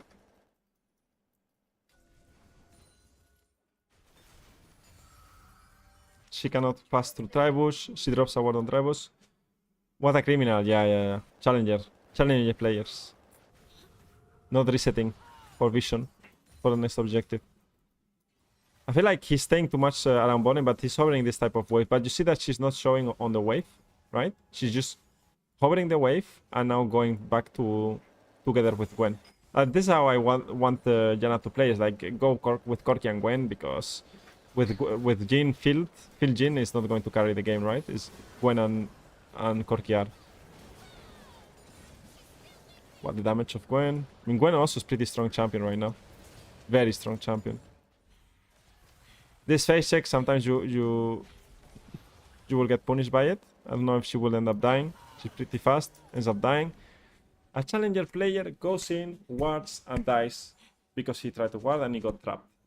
Why can't you go and get the vision and also die? That's the thing, right? That's how I see it. If he dies in challenger with this face check, you should die as well in silver and gold or platinum or emerald. It doesn't matter. I die as well. Everyone dies getting the vision, right? You can do it better. You can be more patient, right? Just be used to do it. But sometimes you are getting trapped. Why is Kaisa there? Well, you die. It's part of the game. right? It's part of the game. But it's better to die once every 20 times or every 50 times. Let's make it like as small as percentage as possible than never getting deep vision, right? If never getting deep vision, then that's way worse than dying a few times. And then you will get better at knowing when to ward, when not to ward, right? Of course, it's a mistake dying, but she can take it slower. He hovers a lot, the Jhin. Let's hover a lot, the Jhin. If Q hit Kai'Sa, he probably lives. Exactly, right? Goes together with Corki. This pink ward was his pink ward? Yeah. You see what I told you about vision? Look. He's going this way. You see perfectly what I told you. He could be here and ward this safer. But now enemy team, you see Ahri sees. So Ahri sees because he's going this way. Now if he went like this and wards like I told you, like in the gold game, I think it was gold or silver game, then he's going to be way safer. But his idea is good, right? His idea is that I ping ward here, but he can do it in a safer position, and he's already casting Q, right? When he's dropping the ping ward, he casting Q instantly, the reaction. And look where he drops the vision, guys. One vision here, deep ward. Now they find Talon, and because Talon is here, they don't let him get the ping ward, and they're going to fight. Now, is he going to die? He just needs to flash out, and now he positions himself behind the carries. Right? Misses the Q, doesn't matter. He still has ultimate. They can play this, and Nautilus is dead. If you don't go for deep vision, you don't shake things up, you don't make the enemy team react to you, you will not get information, you will not be behind enemy lines, you will not have opportunities to fight where you can get an advantage, right? And that's how I see it, right? You need to open more windows of opportunity for you to get advantage somehow, right? If you keep the game like just waiting for fights in mid lane or fighting for dragons, then you are going to miss so many opportunities that, for example, the gold Janna that was so fed could not get, right? Because this ward took the gold Janna 24 minutes being 4k ahead, and they are even in the game, and he's going for it, right? Now he's getting a very charming stack counter ward. He will know that that is criminal to do as well. That's not good, but well. We will get the excuse of, no, but I need items. And it's expensive. Sure, you need items, expensive. But it's not that worth it, right? It's fine to get a bit more control. Here you see that everyone is together 4v4. It's very common. Like no one is in mid lane, no one. I mean, one in one top lane, no one is mid lane. So it's common to be not split pushing all the time. Wow. It doesn't go well. Yeah, tries to save Jhin. Plays another tower. I mean, mechanically, obviously, he plays great. He doesn't miss.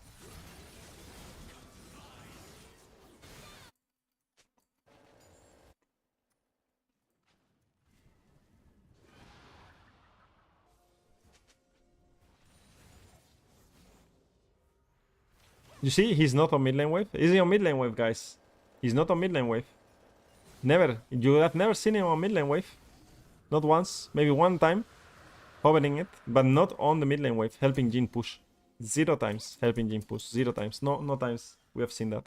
Right? So now here is going to do it. But he's not present there. He just drops an AD and goes away. And he goes bot. And I would even argue it's pretty troll, no? To hit that Q. He could already be here with Gwen, right? And that can make a difference. If he was here already, maybe it makes a difference. So he knows also, like, that Q doesn't make a lot of sense. Now, Yone did int, because Yone should never die there, because the Cork is also top without TP. So yeah, they're doing Atakan. Well, they're going to lose top tower, and mid tower for Atakan, I think. They can hold Atakan. Can you hold Atakan 2v4? 2v5? It's 2v5? Yeah, no, there's no way. They turn, no? Cork is just getting 700 gold on top. Is it worth to... How much gold... how much worth in... I don't know how to speak. What's the gold value of Atakan, guys? Someone knows? Is tier 2 worth for Atakan? Is Atakan worth for a tier 2? Because now Cork has almost 2 items spiked, right? Because of this 700. I mean, no, he's going to get closer to 3 items. Sorry. He has 2.3. Does someone know? Did someone study it already? Or someone came with the with the gold value of Atakan? No one knows, no? I don't know the gold value of Atakan, if it's worth it or not. I mean, I know that if you have 2-3 dragons and or soul, like, it gets high value. Also, the roses are very high value. And I know one rose is like 100 gold or something.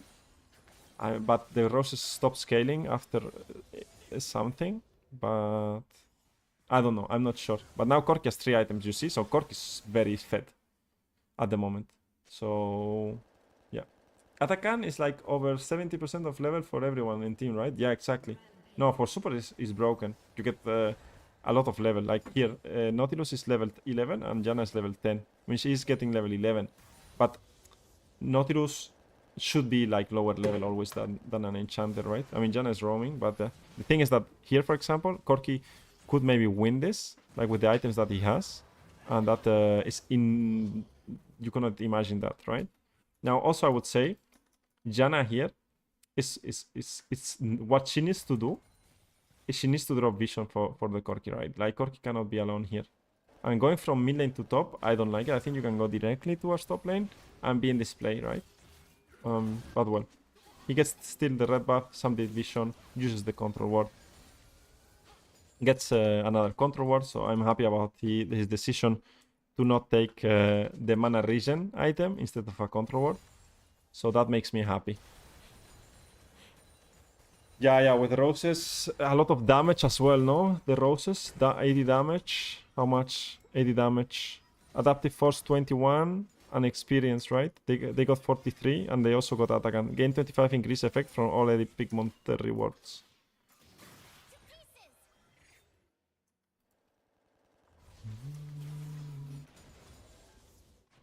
It's not a bad buff, guys. Like, Atakan is huge. Now, the problem with the Janna is she cannot really face check for vision, so she needs people to play on front of her.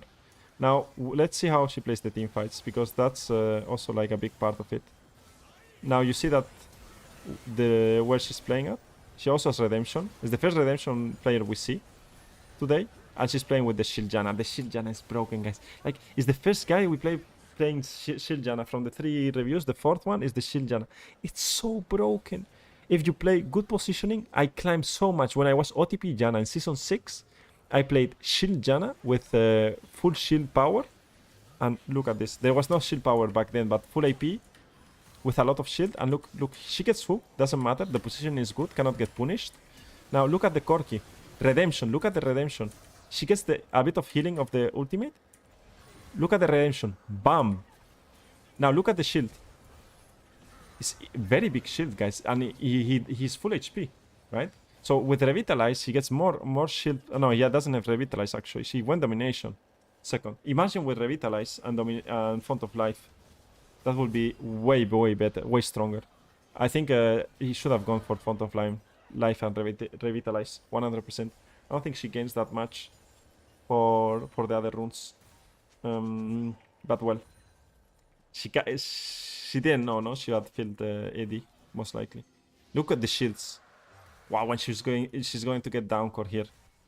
Very soon. I mean, not soon, no? It's still a while for downcore. A really good fight. Ward in mid lane, 2 wards in mid lane. We get a ward in the enemy jungle, and then we base, of course. We don't base because Jhin is inting. Of course, it's OTP Echo. So, what are you going to do about it? Now she has flash, so she can always flash from bad positions, but you have like 1 bullet, right? To miss position as Janna. Again, if you go like a ball like this, you see how they play together? Good Redemption on middle of the fight for the melees. They have full HP. Redemption is broken item. Moonstone Redemption. Moonstone Redemption. Here they chase. You see every time with Corki. Now once Corki is safe, and he knows he's going to kill, he moves into the next thing. He still has ultimate, so he didn't even need to use ultimate. I don't like going with the Jhin here. I would like to get more vision. I mean, he has no vision, no? He stayed for so long. No downcore. Oof. Downcore, the problem is that here he has no space for downcore, but he's very close to get it. They should play together with the Nash. Yeah. Even in Challenger, guys, they troll the Nashers. Even in Challenger, they troll Nashors. Redemption is great. Positioning is great. You always see behind or next to the carries where you cannot get punished. And once the teamfight is winning, he moves forward. I think Darius opens there and Johnny gets tower, but they can get punished by that. And she gets down core here. Power spike. This is the biggest power spike in the game for an enchanter. The shields are and the heals are not making sense anymore. They have one executioners now, but nothing else. They have serpents as well, but it's not going to be enough. They are going to be insane. Look at the shields, by the way. Oh. So much shield power. Now you see getting vision. The vision is great. A lot of nice traps from Jin as well. And they're just going to wait for the dragon, right? They get for the dragon. Maybe they look for a fight. And let's look for the positioning again. No flash from Janna, so she needs to be extra careful. She needs to be behind the carries. You see how she sits directly the Gwen, so she can play, don't get poked. Always that she goes a bit aggressive, she prepares the tornado, right? In case something happens. And now they just going to play. I think the game ends here. They will get a good fight and that's it. Gwen is going to split push. Jonah has TP, so I guess Jonah is going to join. Yeah. He uses, like, yeah, he has to move around to position himself. Now from here, he's in a really good spot. He can play, like, pause. He can play, like, between here and here. And just orbit like this and let the carries play. And they will never die, right? There's just no way he can die here. He also has flash very soon. He has flash in, what, 5 seconds? So yeah, he drops shields all the time on Corki when he can. Because gets, like, how much AD does the shield give right now? 50 AD. 50 AD. 50 AD. How much is 50 AD, by the way? 50 AD is, like, more than Lord Dominic's, by the way. How much is a BF, actually, even? Like, 50 AD damage the shield gives. Like, he will give shield to Jin, and he will hit a lot, or give it to Corki, you see? The bullets are going to hurt, like, a lot. Right now. Exactly. 50 AD for a shield. Boom. Shield to Corki all the time. Or shield to the Gwen or whoever's in front. And now you see the positioning all the time. Bam, bam. Just behind. Not getting touched. Now she gets hooked here because the Nautilus is also playing the game.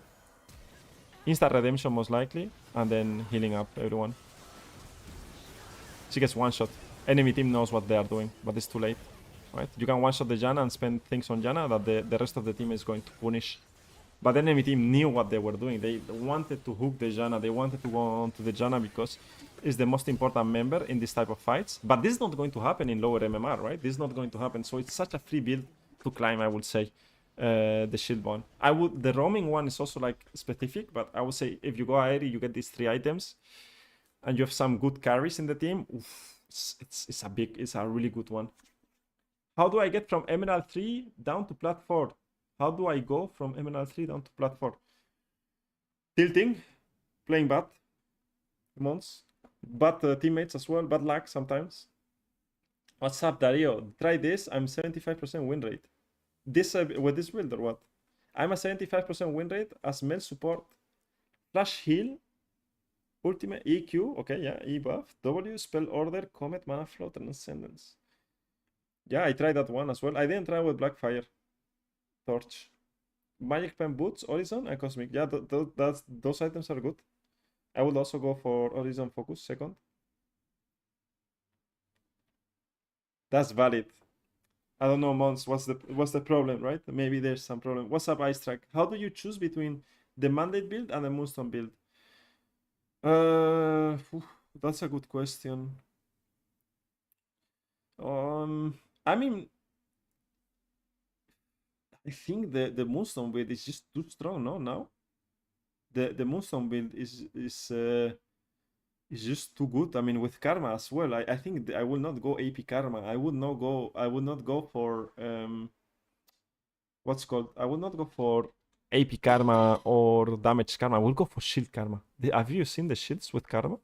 With the shield build and Action Arcanist. Action Arcanist got nerfed because of that.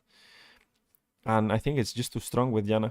When will I go for the other build? When roaming makes more sense. Like, I want to roam to lanes and fight and win early game. a lot. Like I have like champions that want to win early game, and then in team fights we are maybe not that strong. But it's, like, the thing is, the late game of this team is insanely good. You have Gwen, Johnny, and Corki, right? If you keep them alive, oof, you are going to stomp. AP Karma's everywhere. No, I think AP Karma is. I mean, AP Karma everywhere is normal in solo queue because everyone wants to have fun, right? I want to have fun as well, but I like winning as well. But AP Karma doesn't make too much sense. You rely too much on the mantra queue. I mean, makes sense, right? So, some people use it and it can look good in some games. I don't think it's that consistent. I play Mandate when doing with my AD carry friend because we usually snowball. That's also valid. That's valid as well. The thing is, if the gold Janna that we saw, the gold Janna was 7-1 or 7-0 or something like this with Magi stacks. And that's it. If she goes for the shield build and he goes with Yasuo or the Gwen and she buffs the Yasuo Gwen in silent and they play 2v2 or 2v3 even, he hard wins the game because they are unkillable, right? But she went for the damage build. Damage doesn't make sense for Janna after minute 25, 26. It gets weaker. If you are like getting to a point where the game is a bit more even, then the AP build is always going to be weak. When the AP build is going to be strong is when you are never behind, right? If you never fall behind, right, then the AP build is always going to be strong because you are always going to deal so much damage. It's going to be like the difference maker. Now, it's the same with Electrocute Lulu. I don't like Electrocute Lulu. I like Electrocute in a lot of things. But Electrocute Lulu, a minute 15 or 16, 17, it's useless. If you are winning hard and your team is 10-0, 12-0, or like it's a stomp, of course it's going to be strong because you are always going to be ahead in the fights. But it's all about snowballing. Now, you could tell me, well, some games it's good to snowball. Then it's a good way to pick Imperial Mandate Janna, Roaming Janna, more damage Janna, or more damage Karma. Now, if you have a good team fight later on and you scale good, why risk it, right? Why go for Electrocute or for full AP when you have a really good late game, right? That you can abuse and you can play later on. That's why different builds is good. I prefer the shield build. I think it's too strong, too broken to not use it in low MMR to climb. It's very simple to play. You just need good positioning. You need people that play good in your team, of course, but come on. They're not all that bad, right? You just need to make sure that you are there with them. Then cry the one lane a little and bad teams. No, exactly. For example, every game that we saw, it was winnable from the Janna perspective. What's up, Links? Hello. Every game was winnable. The gold Janna that lost could have won the game really easy, right? But probably says I'm turbo fed and I cannot win. And hopefully you guys can see that as well. And you say, okay, so when I'm in a position where I lose a game and I was really fed, maybe I could have won or I could have played a bit better. So you try better next game and that's it. But you're going to lose some games. Some games you're not going to be able to win or lose. That's also fine. But that's not been the case this time. Also, I tried to look for games that make sense. If, for example, one of the games we saw, one Jinx, you remember the Jinx guy in Diamond, went 113, right? They had double heal in bot lane. I'm not going to spectate that game. If I look at the game, I know that the game was doomed because your AD carry was shit, right? It was so bad. So I also select reviews that we can learn a bit more. And it's not like a stomp. I just analyze the matchups and see, okay, this makes sense to watch. This doesn't make sense to watch. And I'm getting better at it every day. How are you doing? I'm doing great. I'm talking for 4 hours, or almost 3 hours and a half. So my voice is suffering a bit and I'm hungry. So, and we finished already the silver, gold, diamond, and challenger. So I'm going to stay around 2-3 minutes more. If you guys have any more questions. Can you do an episode on LeBlanc? I'm 10 wins, 20 loses. I dominate early and mid, and game just wither into the late game, and 1 versus 1 shot is not enough to win. I love the champ, but I just lose. Now, Dario, when does LeBlanc rework happen? The change of LeBlanc? We can play LeBlanc support when that happens. Is it next patch or is it already on this patch? When are they changing the LeBlanc? Let me see. When are they changing LeBlanc, by the way? Are they changing LeBlanc this patch or no? You guys know? Nafiri got nerfed already, you see? March 19th. Wait, this was March 19th? Nafiri got nerfed? Still super strong. What? This was 6 days ago.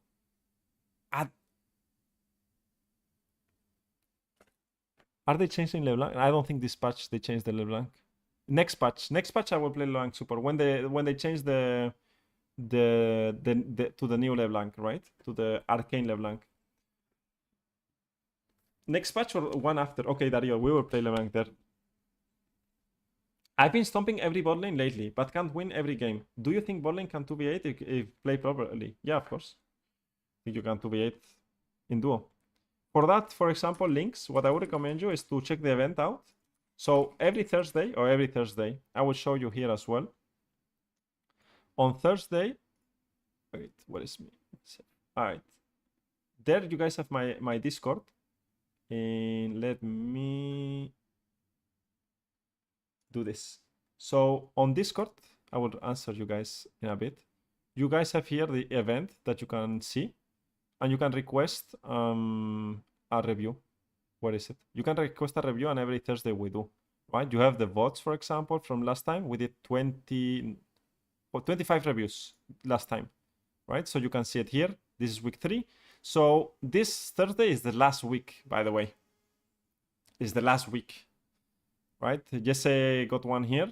This one is a bit special because I ask you guys to review your game, and also like I will review the game and then read it. So maybe it takes a bit of time. Maybe I do 2 days of it so we can do everyone.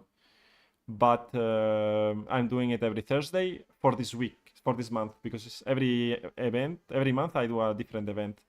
I don't know, for next month, I don't think I'm going to do reviews. It's a lot of time and a lot of energy. I love to do it, but probably it will come back later this year. Hopefully it's not 100 reviews. Hopefully it's 100 reviews. Love all these votes. Thank you, coach. Thank you, Tato the Tatoin. I love you stopping by and telling me that. I love it. I love it. I like that you like it, guys. What is your thoughts on Electrocute Pantheon? Feels it really bullies lane. The problem with Electrocute Pantheon is a bit the problem I have with PTA Pantheon, right? Is that PTA Pantheon has good damage. Also, it doesn't synergize as well with other PTA champions in bot lane. Like, for example, let's say you play PTA Lucian. You don't want to go PTA Pantheon. So Pantheon, I like Conqueror because you can use the Q to poke and get stacks. And with that, you can make sure that you get... get a good all-in with stacks of Conqueror. I don't like the all-in champion, all-in Pantheon. But I have to say, I didn't try it. So I'm not sure yet. By the way, is this chat working? Wait. Zero viewers on Twitch right now. It says here. Needs to get better updated, no? Everything? Viewer count. Alright, updated now. Is the chat working? Can someone spam the chat? Guys, I need you guys to spam the chats so I test the chat box. Can the chat box get full? I see 11. I need the chat box on my bottom to get full from Twitch and the Twitch ones. YouTube is working. Twitch is working. Yeah, it works. Spam emotes. Emotes work as well, no? Guys, on Sunday, I was spamming emotes like a crazy guy. Like, I was spamming everything. If someone was here, by the way, offline, it was like, would be like, what's going on, you know? I was testing the chat box. Now you guys can see each other. Hello, YouTube. Hello, Twitch. Right? So, it's... Because before I was talking to ghosts, right? Before I was like, hey, Andy, thank you. How you doing? And the guy, Tiago, that is on Twitch is saying, what's going on? You know? This guy is talking to ghosts. What's happening? What's happening with this guy? I'm crazy, but not that crazy. I hope. Not yet. Maybe you no one exists, right? And I'm talking alone. That could be a possibility, maybe. Who knows? But guys, I had so much fun today. Doing the Janna one. Next week, what champion should we do next week? Any suggestions? Now that you guys are here in the end, I can listen to the last warriors, right?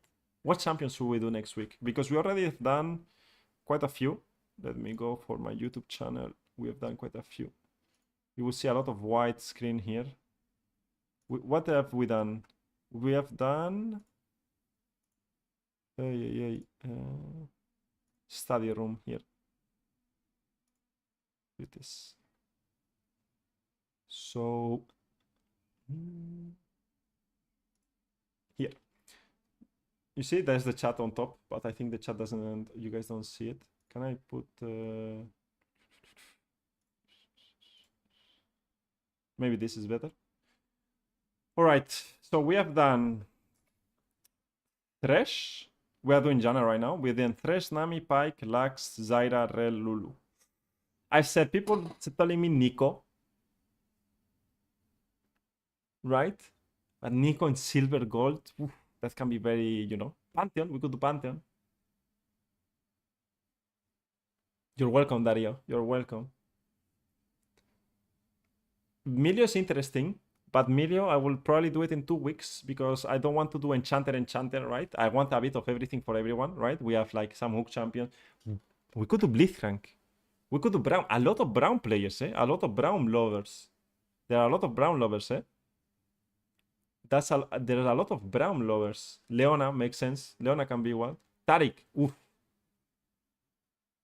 Actually, Taric, Leona are good. Brown, Blitzcrank. Yeah, do Brown. There are a lot of people that like Brown. I said that I'm going to do an Nami guide now next. And everyone was Brown. Renata. A lot of Renata people are interested on how to play Renata better. There's zero information about Renata, I think, right now, eh? On YouTube, I think, almost. Like, no one plays Renata that much. Brown or Leona should be interesting. Yeah, I agree. I will think about it this week. Anyways, any one of these support ones, it's always like useful, refreshing. Maokai said, I see you. Maokai can also, like, there's a lot. The year is long. A lot of weeks. So we're going to do them. Oh, that would be beautiful, no? Like entire, how many weeks are in 1 year? 52, 54? Like 50 champions in one year. I don't think I would do like 40 something, right? 40 champions, 40 weeks. Some weeks probably will do something different. 40 something. 40 something supports. Wow, a lot of content, a lot of supports. I also want to learn Renata, but 43 win rate in soloq scares me. No, I don't play Renata much. I don't think she's that great. It depends on the matchup, honestly. It's normal that you get scared. What's up, Potato Mary? You're coming till in the end, but I like to see you here. She might be a bit higher right now, but she's always situational, right? It's not that easy to pick up. It's not that easy to pick up, guys. But Brown. Can you roast my OPGG tomorrow? Come tomorrow to the stream and we do it. Today, I'm just going to finish right down in 1 minute. I will roast your OPGG tomorrow if you are here. I will remember your name. It's like numbers. But Brown, there's so many Brown lovers there. So many Brown players, actually. I have not played Brown. Brown is, I think, my most played champion in competitive. I was a Brown slave. Thursday is also roast day. Yeah. I feel bad, man. Yes, like I feel so bad because Thursday last week was so long because everyone survived more than 10 minutes the review. Because I know you, yeah, you're coming for the second week, you know. Or the third week, I'm doing the review, and I'm trying to not like be like kill your hearts, you know, all the time. So like, look at this. What is it? Here, what is it? Live stream, survive. Look what we did last time. What is it here? Look at this. Look, I think the chat there is super nice, no? On top of the left. By the way, I think it's good, no? Look how much. Everyone was like 50 minutes long, 7 hours. I could not, like, Savage Nami, for example, I feel bad, you know? Like some reviews were like here, the short thing are breaks, no? Break. And the rest is so long. I could not finish anyone, but I will be mean, maybe. I will be mean. I need to be more mean. Because like we were watching so much. But well, it's fun, right? It was fun. It was for sure fun. Last week, this week and last week. Okay. the death of Vivi here. Okay, okay. By the way, well, it's okay. I think it's fine. I was going to ask about the chat. Did you guys were able to read the chat in the spectator when we were spectating? The small chat in bottom left, near to the scoreboard, or it's too small? You guys think? I don't know if someone can give me feedback on that. Maybe I can do it bigger for next time. No, I don't think so. It's fine, no? Yeah. No, I mean, it's also nice that you don't notice, I think. If you want to read it, then you have the opportunity to it. But for me, it's better that you don't notice, but you can notice. You know what I mean? Maybe a bit bigger. Okay, I will do it maybe a bit bigger. Maybe a bit bigger, that one. This one is fine. This, or bigger, this one as well. You guys let me know, okay? This week, let me know if you guys think the chat should be bigger or not, okay? Something that I'm looking at changing.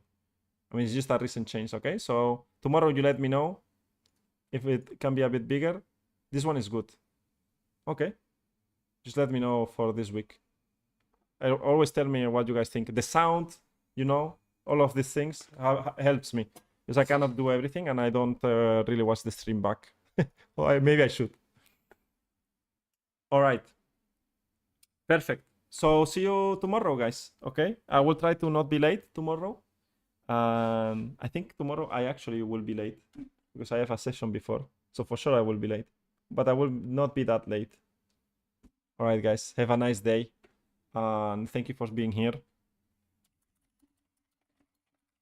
I will see you guys tomorrow. You guys know me. You guys know where to find me. And that's it. Bye bye. I'm gonna eat. Thank you for the subs, okay? Thank you as well.